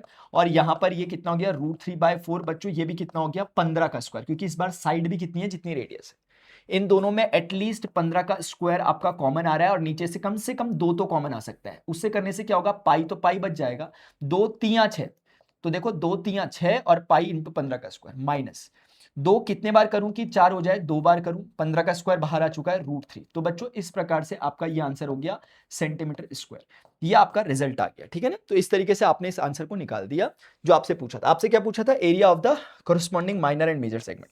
आपने एक का एरिया तो बच्चों क्या कर दिया, निकाल दिया। तो यही क्वेश्चन है, थोड़ा जनरलाइज भी हो सकता है। जनरलाइज कहने का मतलब ये होगा कि वो आपको 15 ना दे, बोले R है वो चीज, तो आपका इस समय केस में क्या आएगा, यहां पर आप समझ रहे हो, आप तो यहां पे आर स्क्वायर या ए स्क्वायर आएगा, मतलब आपको सिर्फ ये बोला रहेगा कि भाई जो रेडियस है उसकी वैल्यू आर है, वैल्यू ना दे, तो वो थोड़ा आपको स्पेसिफिक सा आंसर दिखेगा, R² /2 π/3 - √3/2 टाइप का, ऐसे ही कह रहा था। अच्छा, रही बात बच्चों इसका मेजर सेगमेंट निकालने की, तो देखो अगर ये इसका पहला पार्ट हो गया, अगर आपसे कोई कहता है कि इसका मेजर सेगमेंट का एरिया आप निकाल सकते हो, तो क्या आप मुझे बोलोगे कि निकाल सकते हैं? तो आप देखिए मेजर सेगमेंट कौन हो गया बच्चों, वो जो ग्रीन के अलावा सब बच गया, जो कि कौन सा है, ब्लैक है, वो इसका मेजर सेगमेंट हो गया। अब मेजर सेगमेंट निकालने के भी तरीके अपने अपने हो सकते हैं, है ना। या तो आप ये सोचो कि मैं पहले ऐसा करता हूं, अब मतलब कुछ भी सोच सकते हो, लेकिन सबसे इजी जो मुझे समझ में आता है वो ये है, मतलब हो बहुत तरीके से सकते हैं, लेकिन एकम सत्य बहुधा विप्रा वदंती, इधर देखो। तो इसीलिए बच्चों यहां पर क्या होगा, इस ग्रीन को अगर पूरे सर्कल के एरिया में से ग्रीन वाला रीजन हटा दिया तो क्या ब्लैक मिल जाएगा? आप खुद सोचिए, अगर मैं पूरे सर्कल के एरिया में से, पूरे सर्कल में से अगर मैं ग्रीन वाले इलाके को हटा देता हूं, तो क्या मुझे आंसर मिल जाएगा? तो सर्कल का एरिया कितना है यार, पाई आर स्क्वायर, आर कितना है, 15 का स्क्वायर, चलो अभी फिलहाल इसे लिख लेता हूं। और ये 15 का स्क्वायर बाई 2 यहां पर था, 15 का स्क्वायर 225 होता है, आप चाहें तो लिख सकते हैं। तो ये ऐसा हो गया, आप समझ रहे हैं बच्चों। तो 15 का स्क्वायर, ये आर कितने है, 15 ही है ना, क्योंकि रेडियस। तो 15 का स्क्वायर बच्चों आप कॉमन ले सकते हो सबसे बाहर पे। अब अंदर क्या बच जाएगा, यहां बच जाएगा पाई, यहां बच जाएगा 15 स्क्वायर, तो आ गया बाहर। अब 2 को एक एक करके मल्टीप्लाई कर दो, माइनस का सिंबल भी गिफ्ट कर दो अंदर, 2 3 6 कर दो, माइनस का सिंबल अंदर जाएगा, प्लस हो जाएगा, और 2 भी मल्टीप्लाई हो जाएगा, 4 हो जाएगा। तो बच्चों अपना अपना स्टाइल है यार, इसमें जरूरी नहीं आप ऐसा ही करें। ये इतना सेंटीमीटर स्क्वायर हो गया। अगर आप मुझे थोड़ी इजाजत दे तो मैं 6 pi minus pi 5 pi by 6 लिखना पसंद करूंगा। मैं नहीं लिख रहा हूं, आप अगले स्टेप में खुद कर लेना, अदरवाइज कंफ्यूजन हो जाएगा वहां पे। ये इसको क्या होगा, 5 pi by 6 plus root 3 by 4। तो आई होप आप समझ रहे होंगे कि जब भी हमें मेजर सेगमेंट का एरिया निकालना है तो that is not going to be a big deal, क्योंकि हमें उसमें से सर्कल के एरिया में से उसे घटा देना है। और ये याद मत करना, आपको आंखों से दिखाई दे रहा है, हमें दिख रहा है सर। हम ऐसे नहीं कर रहे कि किसी ने बोल दिया हमने कर लिया कि फॉर्मूला होता है तो करो, नहीं, हमें दिख रहा है। अगर आपको लगता है इसके अलावा भी कुछ हो सकता है, प्लीज आप मुझे जरूर बताएं बच्चों कि वो क्या हो सकता है, ठीक है। देखिए अभी हम आगे बढ़ रहे हैं, मेरी बात को प्लीज ध्यान दो। मेरा थोड़ा सा ना, अभी मुझे नहीं पता, अब हो सकता है 2 महीने 5 महीने 1 साल बाद कभी ये वीडियो देख रहे होंगे, 10 साल बाद। तो बच्चों अभी इस मोमेंट में एक्चुअली तो मैं आपके पास्ट टेंस से अपने फ्यूचर वाले बच्चों से बात कर रहा हूँ, है ना। देखो तुम फ्यूचर में बैठे हो और मैं तुम्हारा पास्ट हूँ और तुम मेरे फ्यूचर हो। कितनी अजीब सी बात नहीं है, मैं अपने फ्यूचर से बात कर रहा हूँ और तुम अपने पास्ट की बातें सुन रहे हो। तो मैं एक्चुअली कहना ये चाह रहा था कि तुम्हें ऐसा बीच बीच में मेरा मूड थोड़ा सा लगा, मूड वूड नहीं है, मैं अपने को थोड़ा सा ना, थोड़ा सा लेस एक्टिव वो करना चाह रहा हूँ, क्योंकि मेरे मसल्स में थोड़ा सा पेन हो रहा है, शोल्डर में इंजरी आ रही है थोड़ी सी, तो उसके कारण, ठीक है ना। A car has 2 wipers which do not overlap, each wipe has, ये एग्जैक्ट क्वेश्चन बच्चों 10th क्लास के एनसीईआरटी में आज के बच्चे भी पढ़ते हैं, ठीक है ना। तो ये क्वेश्चन है, वही सब चीजें हैं यहाँ पे। देखो a car has 2 wipers which do not overlap, each wiper has a blade of length 28 centimeter and sweeps through an angle of 120 degree. Find the total area cleaned at each sweep of the blades. ये question पूछा गया। तो बच्चों हम क्या करेंगे यार, यहाँ पे हम बोलेंगे कि इसमें कुछ भी नहीं हो रहा। ये ऐसा कुछ है कि जैसे एक कार का वाइपर होता है, तो कार का वाइपर बेसिकली ये नहीं होता। कार का वाइपर सिर्फ ये होता है, यहाँ से गया और यहाँ तक गया, बस यही चीज ऐसे करती है। जैसे ये वाइपर है ना, तो ये ऐसे जाएगा ऊपर, ऐसे नीचे, ऊपर नीचे। तो ये जिस एरिया से को जाएगा वहां स्वीप आउट करेगा, वो एरिया साफ होगा। ये तो वाइपर सिर्फ ये है, ये जो दिख रहा है। बाकी चीजें उसके पूरे मैकेनिज्म को समझा रही हैं। तो अगर मैंने एक वाइपर बनाया, लेट से ओ कहा, इसे ए कहा, इसे बी कहा, सिमिलरली बच्चों दूसरा वाइपर भी होगा, है ना, दूसरा वाइपर भी होगा, वो भी कुछ सफाई कर रहा है, वो भी ऐसा। और क्वेश्चन ने हमें कहा है कि भाई दोनों वाइपर ना एग्जैक्टली एक जैसे हैं, तो टेंशन मत लो, उनकी सब कुछ एक जैसा है। उसने हमें बताने की कोशिश की कि car has 2 wipers which do not overlap, overlap नहीं करते। Each wiper has a blade of length 28 centimeter, यानी इसकी 28 सेंटीमीटर ब्लेड लेंथ है, इसकी बच्चों 28 सेंटीमीटर ब्लेड लेंथ होगी। ये स्ट्रेट है यार, ये ऐसा कर्वी सा नहीं है, अगर हमें दिख रहा होगा तो, ठीक है। ये ऐसे करके, ये कोशिश की है मैंने, तो कर्वी नहीं है वो, वैसी है। तो आप किसी भी एक को निकाल लो एरिया, तो दूसरे का भी उतना ही होगा, दोनों का जोड़ टोटल एरिया निकल जाएगा कितना उन्होंने स्वीप आउट किया। तो अब बच्चों जैसे यहाँ क्वेश्चन देखते हैं, बोल रहे थे कि थ्रो एन एंगल 180, यानी ये कितना बनाते हैं, and sweeps through an angle, यानी 120 डिग्री तक क्या कर सकते हैं, घूम सकते हैं। जैसे ये जाएगा यहाँ से, अगर यहाँ तक आता है 90, 90 से भी थोड़ा और आगे यहाँ तक जा सकता है ये वाइपर, पूरा यहाँ तक ऐसे करके। और बाकी बचे वाले को यहाँ वाला वाइपर कवर करता है ऐसे करके। ये 2 वाइपर ऐसे ऐसे चल रहे होते हैं, एक इधर से इधर, एक वाला इधर से इधर, और दोनों ओवरक्लैप नहीं कर रहे। तो बच्चों हमें समझ में आ जाएगा यार, area sweep basically area of sector ही है असल में ये। तो हमें एरिया ऑफ सेक्टर ही निकालना है असल में। जो हमारा रिक्वायर्ड आंसर है, अगर मैं आपको वो कहूँ, जो हमारा रिक्वायर्ड आंसर है, जो हमें एरिया निकालना है बच्चों, हम कह सकते हैं कि वो क्या है। हम कहेंगे वो हो जाएगा 2 टाइम्स ऑफ एरिया ऑफ जो एक वाइपर है, एरिया ऑफ एक वाइपर का जो एक वाइपर ने जो एरिया स्वीप आउट किया। और हम जानते हैं कि यार ये ऑब्वियसली कुछ और नहीं, एक तरह का क्या है, सिक्स सेक्टर है, और ये हो जाएगा 120 degree upon 360 degree into pi r square. तो बच्चों दो इसको 120 इसको 3 बार काटेगा और 2/3 आएगा, पाई आर स्क्वायर, पाई पाई हो गया, आर क्वेश्चन में 28 दिया था उसका स्क्वायर। तो इस तरीके से क्वेश्चन ने बोला है कि 22/7 आप ले सकते हो, तो 2/3 पाई, पाई को आप 22/7 ले लीजिए, और 28 का स्क्वायर बच्चों आप 28 इंटू 28 चाहे तो बोल सकते हैं। अब इससे 7 इसको 4 टाइम्स कट कर देगा, ऊपर पे 4 दूनी 8 और 8 दूनी 16, 8 दूनी 176 इंटू 28/3 ऐसा कुछ निकल करके आ रहा है। 3×5 = 15, 2 बचेगा, नहीं कटेगा। तो बच्चों ऐसा कुछ आ रहा है। मेरी आप लोगों से दरख्वास्त है कि आप लोग इस चीज को क्या करोगे, आप इसे खुद सॉल्व करोगे और मुझे बताओगे आंसर कितना आ रहा है, ठीक है ना, टाइम स्टैम्प के साथ। तो बाकी बच्चों से भी मैच हो जाएगा सबका कि सबका सही आ रहा था क्या आ रहा था।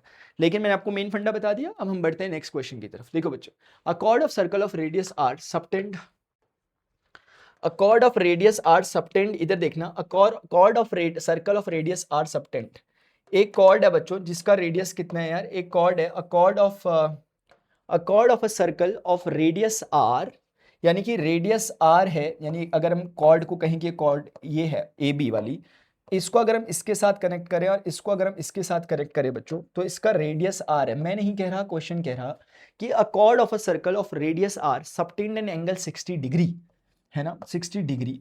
तो बोल रहा है at the centre of the circle show that the area of the corresponding minor segment of the circle. Minor segment का मतलब बच्चों क्या हुआ, ये वाला। अगर आप गौर करेंगे क्वेश्चन एग्जैक्टली हम कर चुके हैं, सेम क्वेश्चन, क्योंकि हमने भी इससे पहले भी सेम क्वेश्चन किया था, आपको अगर याद होगा, जहां पर ग्रीन कलर से मैंने दिखाया था आपको। इस क्वेश्चन में भी 60 डिग्री बना है, बस यहां पर रेडियस आर बोला पीछे वाले पे, यहां 15 बोला, बाकी यहां भी यही निकालना है माइनर सेगमेंट। तो आपने देखा ही था, मैंने आपको बोला भी था कि फर्क क्या आ रहा है, आर स्क्वायर आ जाएगा और क्या आएगा। लेकिन फिर भी एक बार करके देख लेते हैं, आप मैच कर लेना, सेम आंसर आएगा। अगर हम एरिया ऑफ सेगमेंट बच्चों निकाल रहे हैं, अगर हम area of minor segment basically निकाल रहे हैं, तो मैंने समझाने के लिए लिख दिया ग्रीन वाला है, तो ऑटोमेटिकली समझ गए माइनर वाला। ये कैसे निकलेगा यार, ये एरिया ऑफ सेक्टर जो भी होगा बच्चों, उसमें से हमें area of triangle O A B को हटा देना है, यानी area of sector O A B. Sector O A B मतलब ये पूरा वाला, आप समझ रहे हो, ये पूरा जो स्लाइस थी, ये आर्क से और 2 रेडियस से मिलकर बनी है। कैसे निकलेगी सेक्टर का, 60/360 इंटू पाई आर स्क्वायर, और उसमें से माइनस करना है ट्राइंगल का एरिया। देखिए ट्राइंगल कौन है, ये ओ ए बी वाला। ट्राइंगल कैसा है ये आप खुद सोचिए, क्योंकि अगर ये आ रहे ये आ रहे तो ऑब्वियसली इनके ऑपोजिट एंगल इक्वल होंगे, पीछे बताया था आइसोसेलेस ट्राइंगल की प्रॉपर्टी से। और ये अगर 60 है तो टोटल 120, 180 होने के लिए 120 और चाहिए। अब चूंकि दोनों में बराबर बंटवारा होना है, तो 120 का बंटवारा बराबर 60-60 हो जाएगा। तो अब सबको समझ में आ रहा है ये एक इक्विलैटरल ट्राइंगल है। अगर एक इक्विलैटरल ट्राइंगल है बच्चों, इक्विलैटरल ट्राइंगल का ये फॉर्मूला होता है √3/4 times side square, side R ही है, साइड आर ही है, ये आर यार, तो ये आइसोसेलेस नहीं बल्कि एक क्या था, इक्विलैटरल ट्राइंगल था। तो हम देखेंगे 60/360 1/6 पाई आर स्क्वायर हो गया, माइनस का √3/4 आर स्क्वायर हो गया। बच्चों आप देखोगे यहां से आपका एटलीस्ट नीचे 2 कॉमन आएगा और एक आर स्क्वायर कॉमन आ रहा है। अब यहां पाई बच गया, 2 कॉमन आ गया था इसलिए 3, 2 3 6 हो गया, आर स्क्वायर आ चुका है, 2 आ चुका है, तो एक 2 नीचे बच गया और √3 ऊपर बच ही गया। तो ये इस तरीके से बच्चों लगभग आपका आंसर आ जाएगा। तो आप अगर देख पा रहे होंगे यार, तो इस तरीके से बच्चों ये लगभग हमारा क्वेश्चन था, और ये हमारे क्वेश्चन का आंसर आ चुका, इतना आंसर है इसका। अब अगर आप मैच करोगे पीछे से, तो वहां वाले में सिर्फ यहाँ 15 आया था, बाकी सारी चीजें सेम होगी। अगर आपको देखना है तो आप देख सकते हो, इस वाले में बाकी सारी चीजें सेम है, सिर्फ 15 था। तो ये हमने जेनरिक तरीके से जनरली हमने इसे सॉल्व किया। अब हमारे पास बच्चों इसका एक नेक्स्ट क्वेश्चन है, question number 8। An equilateral triangle is inscribed in a circle of radius R. एक इक्विलैटरल ट्राइंगल है बच्चों जो एक सर्कल के अंदर इंस्क्राइब्ड है। एक कैसा है, एक इक्विलैटरल ट्राइंगल है जो सर्कल के अंदर इंस्क्राइब्ड है, यानी समथिंग लाइक दिस। ये आपका है।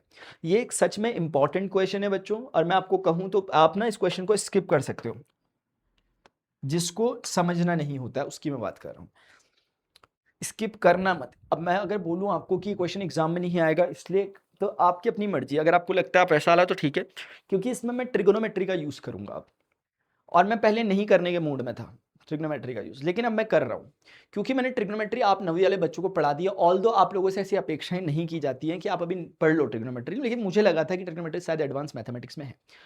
अब उसमें बहुत सारे व्यूज भी आए थे, इसका मतलब आप लोगों ने देखा भी है। अब इसका मतलब चूंकि आपने देखा तो आपको एप्लीकेशन मिलना चाहिए इसका, तो इसीलिए मैं आपको से कर, वरना मैं कुछ दो बातें रटने वाली बोल करके आगे बढ़ सकता हूँ और आप रट भी लोगे आराम से, कि मैं बोलूंगा ऑल्टीट्यूड इतने इतने रेशियो में मारता है, आप रट भी लोगे, लेकिन मैं चाहता हूँ उसे डिराइव करूँ मैं ट्रिग्नोमेट्री से, तो हम करते हैं, आ जाओ। तो बच्चों एन इक्विलेटरल ट्राइंगल, एक इक्विलेटरल ट्राइंगल है यार, इसके अंदर रखा हुआ है, किसके सर्कल के अंदर इंस्क्राइब्ड है, अच्छा वहां नहीं डालना चाहिए, सेंटर यहाँ रख देते हैं, तो इसे कुछ सी कह देते हैं। तो बच्चों an equilateral triangle is inscribed in a circle of radius R, circle की रेडियस कितनी है यार, आर है। तो मैं यहाँ पर इसको सेंटर से कनेक्ट कर लेता हूँ, इसको भी कनेक्ट कर लेता हूँ, ये कितना हो गया, कहीं ना कहीं अगर आप देखोगे तो ये आर है क्वेश्चन के अकॉर्डिंग और ये भी आर है क्वेश्चन के अकॉर्डिंग, ये ओ था। अब समझना जरा बात को थोड़ा सा बच्चों, ध्यान से मजाक मस्ती में चीजों को कवर करते हुए चलेंगे, और मुझे पूरी उम्मीद है कि आप लोग बहुत शिद्दत के साथ क्वेश्चन को समझने की कोशिश करोगे। ये आर है और ये आर है, ठीक है बच्चों। Show that the ratio of the area of triangle, ratio of the area of triangle जो है बच्चों वो to the area of the circle, जो एरिया ऑफ सर्कल है वो हमें प्रूफ करना है, कुछ है तो हमें निकालना है अल्टीमेटली। अब ट्राइंगल का एरिया, ट्राइंगल कैसा है, इक्विलेटरल ट्राइंगल है ऑब्वियसली, उसने बोला भी है। और इक्विलेटरल ट्राइंगल का एरिया क्या होता है, √3/4 into side square, side square यानी इसकी साइड कितनी है मुझे नहीं पता क्या है, मैं ए मान लेता हूं। और नीचे पे बच्चों कौन है, नीचे पे हमारे पास सर्कल का एरिया, सर्कल का एरिया कितना होता है πr², मान लेते हैं कि रेडियस आर है, हमने एक्चुअली मान ही लिया है, उस क्वेश्चन ने दिया ही है। तो ये जो ए माना है ये कौन है, ये इसको कह सकते हो, ए इस लेंथ को कह सकते हो, ए इस लेंथ को, basically all three are same because it is an equilateral triangle, we need to find it only this. अब बच्चों इसमें अगर आपको ए और आर के बीच में एक रिलेशन पता चल गया, जो कि क्या है, इधर देखो, ए बराबर कुछ और नहीं, आपको अगर इस क्वेश्चन को करना है आप ऐसे बोलोगे, आप बोलोगे वी नो दैट ए बराबर r√3 यूनिट्स, यानी जो भी आपकी रेडियस है उसका कितना है, √3 टाइम्स है आर। ए क्या है, आर का √3 टाइम्स है बच्चों। अगर ए आर का √3 टाइम्स है तो आप एक बार सॉल्व करो इसे, आप देखोगे ये हो गया √3 divided by 4 A square, A square को आप क्या बोलोगे, आर का स्क्वायर, क्योंकि ए स्क्वायर में इसका स्क्वायर आर का स्क्वायर, और √3 का स्क्वायर क्या 3 लिख दूं सीधे, और नीचे πr² बच गया, आर स्क्वायर ने इसको मार दिया, ऊपर कितना बचा 3√3 डिवाइडेड बाई कितना हो गया यार 4π, दैट्स इट, आंसर आ गया आपका। मैच करिए, आंसर यही होगा, है ना, आगे आंसर, आप आगे बढ़ सकते हो। लेकिन जिन बच्चों को ये जानना है कि ये क्यों हुआ उनके साथ मेरा डिस्कशन है अब आगे, ठीक है ना। अगर किसी को ये जानना है, क्योंकि जिसको नहीं जानना है वो एक बात लाइन याद रख ले, कोई बड़ी बात नहीं है कि भाई जो ये साइड है ये बड़ी दिख रही है रेडियस से, कितनी बड़ी है, √3 टाइम्स बड़ी है। लेकिन अगर किसी बालक बालिका दीदी भैया को अगर ऐसा लगता है कि मास्टर हम जानना चाहेंगे कि ऐसा क्यों है, ठीक है ना, तो उनसे मैं बातचीत थोड़ी सी अपनी चालू करूं, ठीक है ना। देखिए जरा, तो यहां पर बच्चों मैं इस पे आता हूं, अब यहाँ पे मैं सारे जितने कॉन्सेप्ट्स मुझे आते हैं मैं सारे बता दूंगा आपको। जैसे सबसे पहली चीज मुझे ये पता है कि किसी भी इक्विलेटरल ट्राइंगल का इंटीरियर एंगल जो होता है 60 डिग्री होता है, मैं पीछे भी देखा, तो ये भी 60, ये भी 60, तो ये भी कितना बच्चों 60। और मैंने आपको जब सर्कल की 12 प्रॉपर्टीज पढ़ाई थी पीछे चैप्टर स्टार्ट करने से पहले, तो मैंने आपको इस सर्कल की, अच्छा वो सर्कल अलग चैप्टर है ना, अभी मुझे याद आया, ये तो चैप्टर अलग है ना, सर्कल तो चैप्टर ही अलग था, तभी मैं बोलूँ। अच्छा, तो सर्कल में बच्चों मैंने आप लोगों को जब प्रॉपर्टीज पढ़ाई थी, थ्योरम्स, तो मैंने आपको बोला था अगर ये 60 है तो ये कितना होगा। अब मैं बताऊंगा नहीं क्यों होगा, क्या होगा, कैसे होगा, ज्यादा डिस्कशन नहीं, मैं सीधे बोलूंगा ये 2 गुना होता था, मैंने बताया था कि जो भी वो है उसका एक ट्वाइस होता है 120, 60 का 120 होता है। मेरी बात समझ में आ रही है। अब बच्चों ये भी आपको समझ में आ रहा है कि ये एक तरह का आर है, आर है तो ये आइसोसेलेस है, अगर ये आइसोसेलेस है तो ये एंगल बराबर होनी चाहिए, ये भी क्लियर हो रहा होगा। अब अगर 120 इस बार ये हो गया तो 180 होने के लिए 60 डिग्री बचा। अब इन दोनों को बराबर बराबर बांटना है, तो मुझे ये भी समझ में आ रहा है ये 30 डिग्री और 30 डिग्री रहा होगा, फिर मुझे ये भी समझ में आ गया। क्या आ गया, आ गया। अब मुझे अगर ये भी समझ में आ गया, फिर मुझे ये भी समझ में आ रहा है कि ये पूरा एबीसी एक इक्विलेटरल ट्राइंगल था, तो ये वाला पूरा एंगल 60 होना चाहिए, इतना अगर 30 हो गया तो इतना भी 30 हो जाना चाहिए। ये 60 है, ये 60 है, तो ये भी 60 होना चाहिए था, क्योंकि इक्विलेटरल ट्राइंगल है, ये 30 हो गया तो ये भी 30 हो जाना चाहिए। क्या गलत कह रहा हूं, नहीं कह रहा हूं गलत। तो बच्चों इस तरीके से हमें समझ में आ गया। अब अगर मैं बोलूं एक बारी के लिए इसको इसको इसके साथ कनेक्ट कर लो, थोड़ी देर के लिए ऐसी ऐसी कनेक्ट कर लो, तो आपको दिख रहा होगा 3 अलग अलग पार्ट्स में ट्राइंगल में बढ़ गया है ट्राइंगल, एक ट्राइंगल एक ट्राइंगल। और एक बड़ी अच्छी बात समझ में आ रही है कि देखो ये जो 60 है ना, क्योंकि ये सिमेट्रिसिटी होल्ड कर रही है यहाँ पे, मतलब सिमेट्रिसिटी है, तो ये 60 को भी हम बोल सकते हैं कि ये 30-30 दो हिस्सों में बराबर बटाओ, क्योंकि इक्विलेटरल ट्राइंगल है, एक सिमेट्रिक सर्कल के अंदर रखा है, तो सिमेट्री से 30-30 डिग्री होगा। अब सोचो ये 30 है, ये 30 है, कितना हो गया 60, तो टोटल 180 होने के लिए इसको कितना होना पड़ता होगा 120। फिर से सोचिए, ये कितना है 30, ये कितना है 30, 60। इस पूरे ट्राइंगल सीओबी को 180 करने के लिए और 120 चाहिए, कितना हो जाएगा 120। तो बच्चों हमें क्या समझ में आ रहा है, असल में ये 120 120 यानी ये तीनों ट्राइंगल बेसिकली कॉन्ग्रुएंट है। ज्यादा घबराना मत, कॉन्ग्रुएंट मतलब होता है एक जैसे हैं, ऐसे ही बोल दिया मैंने बस। यानी कि तीनों ट्राइंगल बिल्कुल सिमेट्रिक हैं, एक जैसे ट्राइंगल है तीनों, मैं ये कहना चाह रहा हूं, इसके अलावा मैं कुछ नहीं कहना चाह रहा। क्या मेरी बात समझ में आ रही है? मैंने सिर्फ इतना कहा तीनों ट्राइंगल एक जैसे हैं, बिल्कुल डिट्टो हूबहू एक जैसे हैं। लेकिन अगर उन तीनों ट्राइंगल जो एक जैसे दिख रहे हैं उनमें से अगर मैं उन्हें किसी एक को बनाकर दिखाऊं यहां पर, जैसे फॉर एग्जांपल मैं OAB को ही बनाकर दिखा दूं, क्योंकि सारे इसी की तरह हैं, OAB की तरह ही OAC भी है, OAC की तरह ही OBC भी है। तो बच्चों इसमें आपको दिख रहा होगा कि ये वाली चीज OAR है और OBBR है, जबकि ये वाला A है। क्या आपको दिख रहा है? ध्यान से देखो, क्या ये OAB ट्राइंगल में आपको ये A और ये R और ये R रेडियस दिख रहा है? क्या आपको ये भी दिख रहा है कि ये 120 डिग्री है और जैसे 120 डिग्री है फॉर एग्जांपल नहीं रियलिटी में, और ये वाला 30 डिग्री है? क्या आपको दिख रहा है? अच्छा एक काम करता हूं, अगर मैं 120 डिग्री के ठीक बीचों बीच एक परपेंडिकुलर ड्रॉप करता हूं, क्योंकि इक्विलेटरल ट्रायंगल में जो मीडियन होती है वो उसके ऑल्टीट्यूड के जैसी ही होती है, एग्जैक्टली जैसी होती है। बच्चों मुझे एग्जैक्टली याद नहीं कि मैंने कब पढ़ाया था, क्योंकि मेरा टच अभी बीच में छूट गया मैथ्स में आपका, क्योंकि मैं अभी सोशल साइंस के आपके सारे चैप्टर्स कवर कर रहा था, साइंस वगैरह के।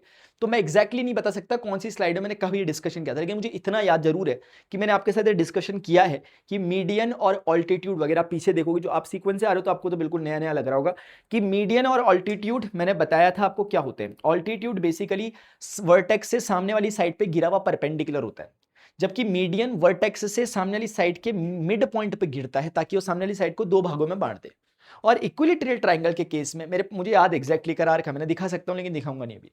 तो इक्विलेटरल ट्रायंगल के केस में मीडियन और ऑल्टीट्यूड दोनों एग्जैक्टली सेम होते हैं, यानी कि वही मीडियन अगर आप परपेंडिकुलर ड्रॉप करते हो वही दो हिस्सों में बांटता है, या फिर आप अगर मिड पॉइंट से ज्वाइन करते हो तो वो परपेंडिकुलर ही होता है।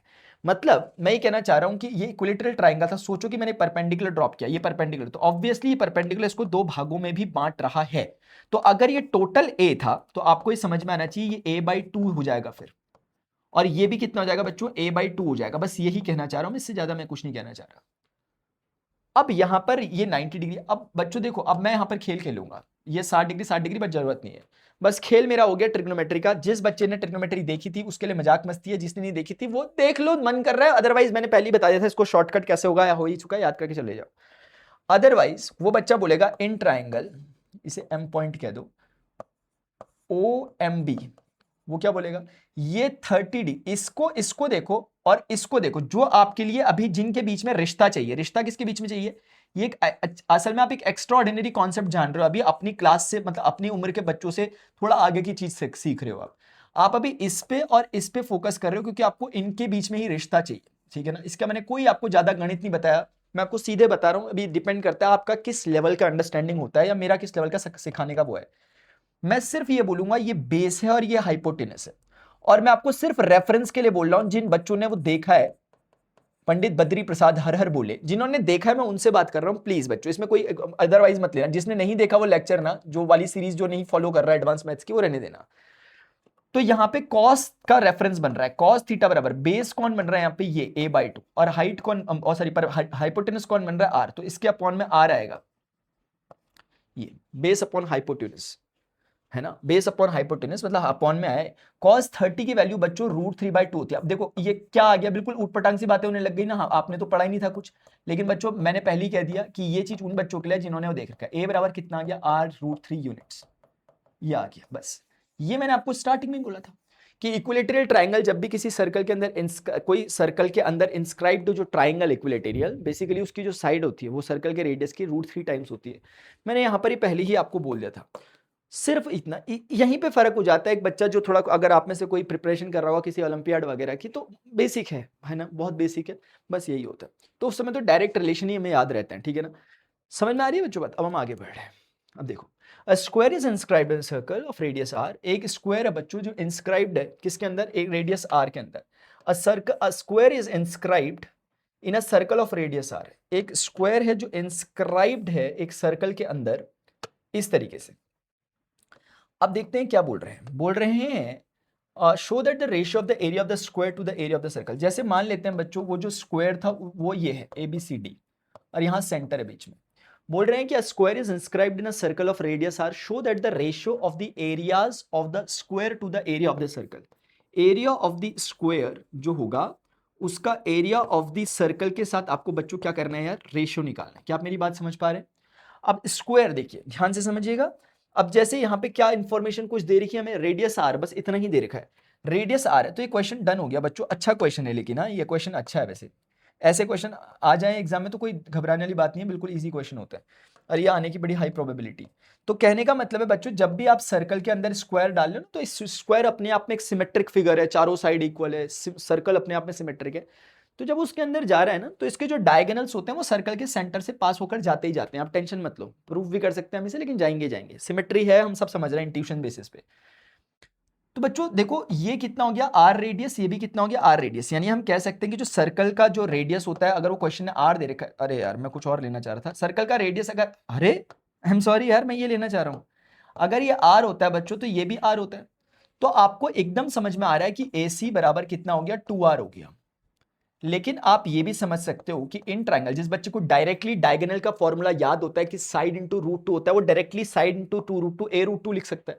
जिसको नहीं आता वो ऐसे कर सकता है कि in triangle ABC, in triangle ABC बच्चों ये कितना है यार, 90 डिग्री का एंगल है, वो डायरेक्टली बोल सकता है कि इन ट्राइंगल एबीसी जहां 90 डिग्री का एंगल बन रहा है, by Pythagoras theorem, by Pythagoras theorem, वो सीधे कह सकता है कि जो हाइपोटेन्यूस का स्क्वायर है, यानी कि जो AC का स्क्वायर है, that is equal to AB का स्क्वायर प्लस बी। ये जिसको याद है वो डायरेक्टली लिख देगा, मैं एकदम डिराइव कर रहा हूं।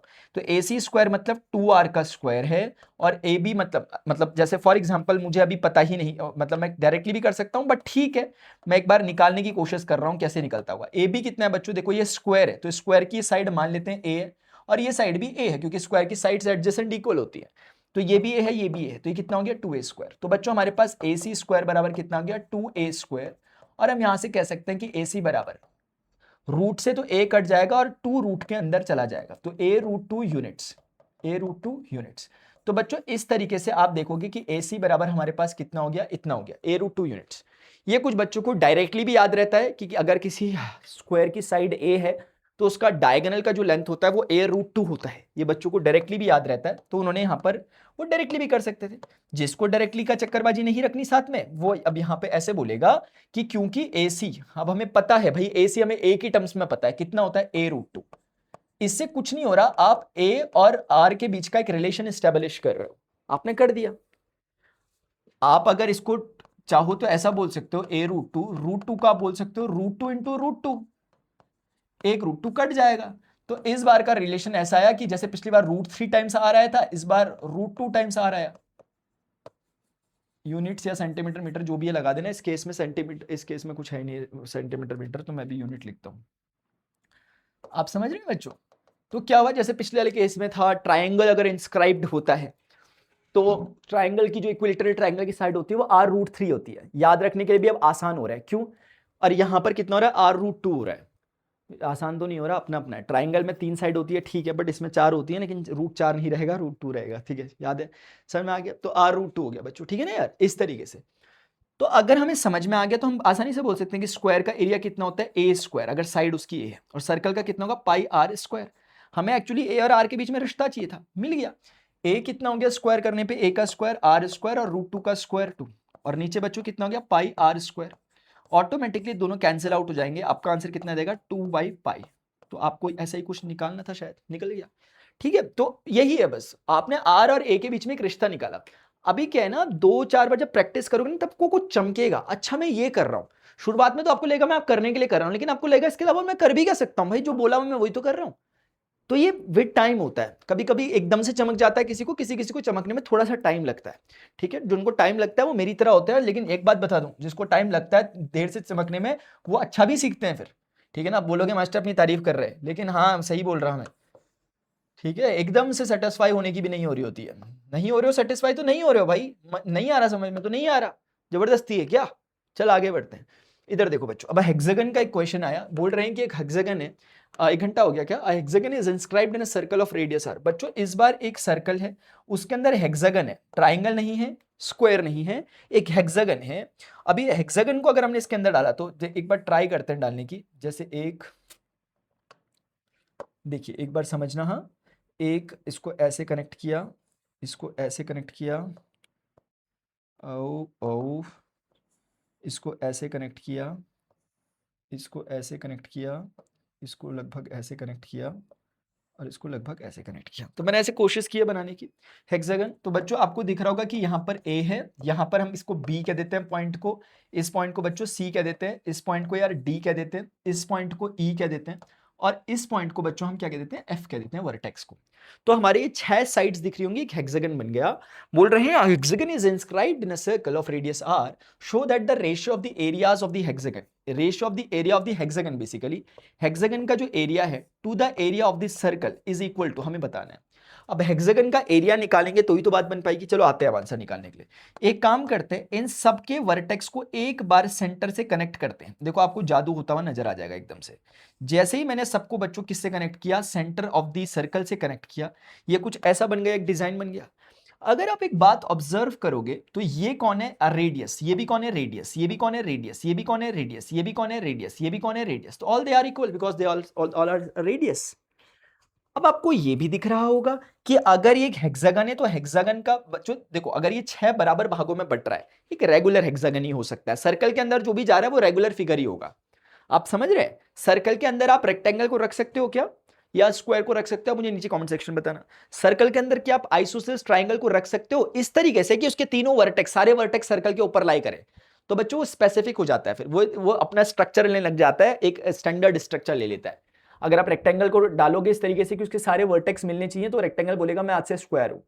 ट्राइंगल को डालोगे वो बोलेगा मैं आज से इक्विलेटरल ट्राइंगल हूं। हेक्सागन को डालोगे तो बोलेगा मैं आज से रेगुलर हेक्सागन हूं, यानी मेरी सारी साइड्स इक्वल है। तो बच्चों ऐसे ही अगर आप देखोगे ये कितना होना चाहिए, ये 6 बराबर भागों में बट रहा है। अब टोटल एंगल होता है 360 डिग्री सर्कल का, तो एक हो गया 60 डिग्री, 60 डिग्री, 60 डिग्री, 60 डिग्री। 60 को 6 बार मल्टीप्लाई करके चेक करो एक बार कितना होता है, 60 इंटू 6 या 360 होता है। तो ये ऐसा होगा। अब अगर आप ऑब्जर्व करोगे तो आप देखोगे कि किसी भी एक ट्राइंगल को पकड़ लीजिए, रेफरेंस के लिए मैंने एक ट्राइंगल को पकड़ लिया, लेट से बच्चों इस वाले को। इस ट्राइंगल पे अगर आप बच्चों गौर करोगे तो आपको समझ में आएगा कि मास्टर ये वाला 60 डिग्री है, नो डाउट दिखाई दे रहा है हमें बिल्कुल अच्छे से, ये 60 डिग्री है, हमें एकदम परफेक्टली दिखाई दे रहा है कि ये 60 डिग्री है, बिल्कुल सही बात है। बच्चों अगर ये 60 डिग्री है और ये चीज आपस में इक्वल है क्योंकि ये रेडियस है, तो रेडियस के सामने वाला और इसका सामने वाला बराबर होगा, क्योंकि आइसोसेलेस ट्राइंगल है, क्योंकि इसकी दो साइड्स बराबर हैं तो अपोजिट एंगल्स इक्वल होंगे।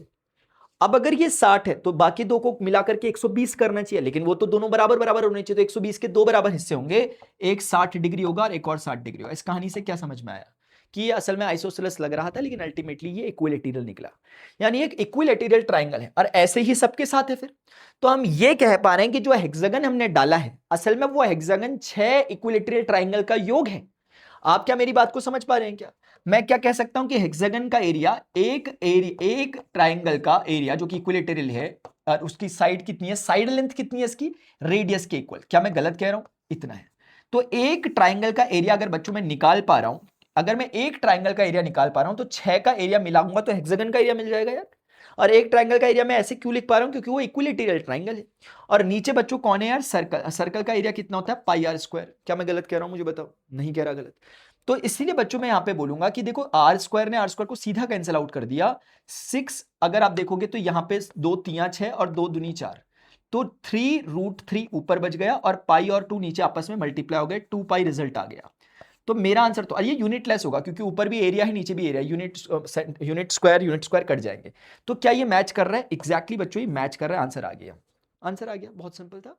अब आप सोचो ये पीछे वाले क्वेश्चन को अगर मैं समझाऊं तो पीछे वाले क्वेश्चन में वहां पे ट्राइंगल था और नीचे पे सर्कल था, और उसका आंसर जो आ रहा था वो आ रहा था 3√3 डिवाइडेड बाय 4 पाई।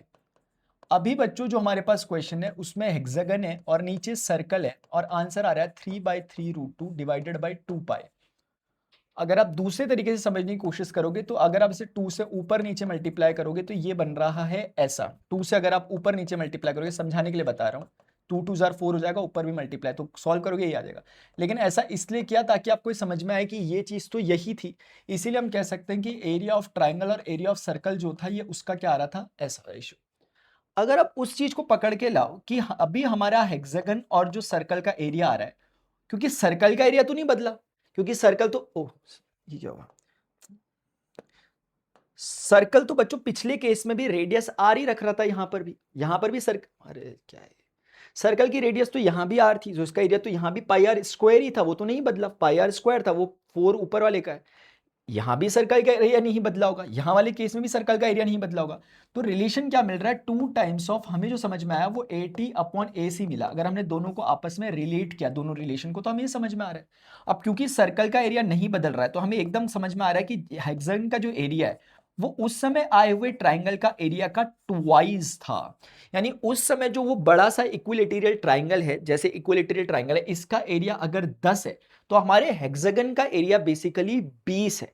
तो इसके कारण, क्योंकि हमारा हेक्सागन का एरिया क्या हो गया, ट्वाइस हो गया उस एरिया ऑफ द ट्राइंगल के कारण, इसके कारण रिजल्ट बदल गया। और आपको ऐसे सोचना चाहिए कि ट्वाइस क्यों है, तो समझ में आ रहा है, लिटरली दिख रहा है कि ट्वाइस हो गया। लेकिन अगर आप सोचोगे कि ये क्यों हुआ होगा ट्वाइस, तो उसके पीछे भी आपको थोड़ा सा कुछ समझ में आ सकता है। जैसे पिछली बार वाला जो ट्राइंगल था, अगर आप पिछली बार वाले ट्राइंगल को उठा के लाओगे, जिसका जो ये था √3/4 ए स्क्वायर, क्या यही होना चाहिए एरिया इसका, √3/4 ए स्क्वायर? गलत कह रहा हूं? नहीं। तो अगर मैं पिछली बार वाला जो ट्राइंगल था, जिसे मैं 80 कह रहा हूं, अगर मैं उसके एरिया को यहां लिख रहा हूं समझाने के लिए, तो वो ये था। क्या मैं गलत कह रहा हूं? नहीं। और वहां ए और आर के बीच का एक रिलेशन भी बच्चों निकला था, जो क्या था, आप मैंने प्रॉपरली करके भी दिखाया था, मैंने कहा था वी नो दैट, या फिर मैंने मैथमेटिक्स से आके दिखाया था, आर का √3 टाइम्स, आर का √3 टाइम्स, आर का। तो इसका मतलब आर का √3 टाइम्स, मतलब अगर आर की टर्म्स में मैं इसे लिखूंगा यहां पर, तो मैं कह सकता हूं आर का √3 टाइम्स, यानी ये, और मेरे पास निकल के आ रहा है √3/4, और √3 का स्क्वायर 3r का स्क्वायर r स्क्वायर, यानी ये मेरे पास ट्राइंगल का area in terms of r निकल के आ रहा है, पीछे वाले क्वेश्चन में जो मैंने किया था, पीछे वाले क्वेश्चन। लेकिन इस क्वेश्चन में अगर मैं a ऑफ h को भी निकाल के दिखाऊं इन टर्म्स ऑफ r, तो देखते हैं क्या हो रहा है। इस चीज को मैं यार से हटा रहा हूं, although this is very important, लेकिन आपने नोट कर लिया होगा, इसलिए मैं इसे हटा देता हूं, यहां पे हटा देता हूं। चलो अब बच्चों देखो, सेम चीज मैं करूंगा हेक्सागन के साथ। जैसे मैंने ट्राइंगल का एरिया, ये पहले पीछे ही निकाली हुई चीज है, ये पीछे निकाली हुई एग्जैक्ट चीज है, मैंने दोबारा सॉल्व की है ना। अगर मैं इस बार हेक्सागन का एरिया निकाल रहा था बच्चों, तो मैं क्या बोलूंगा, 6 टाइम्स, क्योंकि वो भी क्या थे, इक्विलैटरल ट्राइंगल्स थे, √3/4 टाइम्स ऑफ ए का स्क्वायर। और इस बार आपको समझ में आ रहा है कि जो साइड ऑफ ये है पॉलीगन, जो कि इस केस में चाहे आप हेक्सागन कहो, जो हेक्सागन की साइड है, या जो इस केस में ट्राइंगल की ये साइड है, वो रेडियस के बराबर हमने देखा, क्योंकि इक्विलैटरल ट्राइंगल है। इसीलिए इसको आप लिख सकते हो 6 टाइम्स √3/4, ए की जगह सिंपली आप r स्क्वायर लिख सकते हो। यानी जैसे आपने 80 को r की टर्म्स में निकाला, वैसे ही आपने AH को भी निकाल दिया किसकी टर्म्स में, r की टर्म्स में। कितना निकला वो, 2 3 6, 2 दूनी 4, 3/2, ओ सॉरी 3/2 √3r स्क्वायर। मतलब आप वैसे समझ ही गए होंगे, बट मैं चलो यहां लिख लेता हूं, a ऑफ h कितना निकला, √3 को आगे ले लो, बाई 2 r स्क्वायर। आप देखोगे यहां से आपको पहले ही क्लियरिटी आ रही होगी, जो कि हेक्सागन का एरिया है बेसिकली, वो वही सिद्ध करना चाह रहा है कि उसके एरिया का 2 गुना है। जो हमने बोला, प्रूफ किया, यहां भी दिख रहा है, वो मैंने अलग से भी आपको निकाल के दिखा दिया। क्योंकि आप समझ रहे हो वही बात कि अगर आप इसे 2 से ऊपर नीचे मल्टीप्लाई करोगे तो ये कैसा दिखने लग जाएगा, 2 से ऊपर मल्टीप्लाई करोगे, नीचे भी मल्टीप्लाई करोगे, तो ऐसा दिखने, जो मैंने भी किया ही था यहाँ पर सेम चीज। और ये चीज कौन है आपकी, यही चीज आपकी 80 है ना। इसका 3 एक्चुअली छूट गया, यहाँ पे 3 लिखना था, कोई गलत बात नहीं है, यहीं पे है वो 3 भी। तो ये पूरा का पूरा क्या बन गया बच्चों, आपके पास AH बराबर क्या बन गया, twice of A of the triangle. तो बस हुआ सिर्फ इतना है कि इस बारी का जो हमारा जो हेक्सागन का एरिया है, जो ओवरऑल हेक्सागन का एरिया है, वो पिछले वाले ट्राइंगल के एरिया का 2 गुना है। बस इतना ही फर्क हुआ। आप मेरी बात समझ रहे हैं? इसे एक छोटे से पॉइंट के साथ बोल करके खत्म कर रहा हूं। पिछली बार एक ही ट्राइंगल था, पीछे वाले क्वेश्चन में, यहां 6 ट्राइंगल है। आप इसे ऐसे भी समझ सकते हो, यहां के 6 ट्राइंगल मिलकर के उसके एक ट्राइंगल से 2 गुने हैं। यहां के 6 उसके एक के साथ कंपेयर हो रहे हैं, पिछले वाले एक के साथ। कुछ कहना चाह रहा हूं वैसे मैं यहां पर, लेकिन वो निकल नहीं रहा, मेरे वर्ड एकदम नहीं आ पा रहे मैं कहना क्या चाह रहा हूं, बट कुछ रिलेटेबिलिटी बैठ रही थी वैसे एक्चुअली ना, but leave it for now. आप शायद समझ गए, मोटा मोटा मैंने आपको हल्का सा एक्सप्लेन करने की कोशिश की इसके इर्द गिर्द। लेकिन एक और बात है, मैं आपके लिए छोड़ कर जाता हूं, एक और बात है, आप मुझे बताओगे अगर आपको समझ में आ रही। तो बच्चों इस प्रकार से हमारे एक्सरसाइज हो गई है, end of the chapter exercise हमारी इसके बाद बची हुई है करने को। आपको समझ में आया नहीं आया, कैसा रहा कैसा नहीं रहा, मुझे जरूर बताएंगे। लास्ट वाला लूप मैंने आपके लिए छोड़ा है, इसको करना, मैं थोड़ा सा रुकूंगा, सोचूंगा तो मैं बता ही दूंगा। लेकिन मुझे लगता है अगर 10 क्वेश्चन तक भी अगर मुझे ही बताना पड़ा अगली बार ऐसे सोचो तो फिर हमने क्या पढ़ा, है ना? ये आपका टास्क है। अभी के लिए बच्चों इतना ही यार, वीडियो को जरूर लाइक और हाइप दें अगर आपको वीडियो पसंद आते हैं। सोशल साइंस के, मैथमेटिक्स, इंग्लिश, हिंदी सारे सब्जेक्ट्स की क्लासेस चल रही होती है, नीचे प्लेलिस्ट को विजिट किया करो। Till then good bye, see take care, जय Hind, bye, love you all.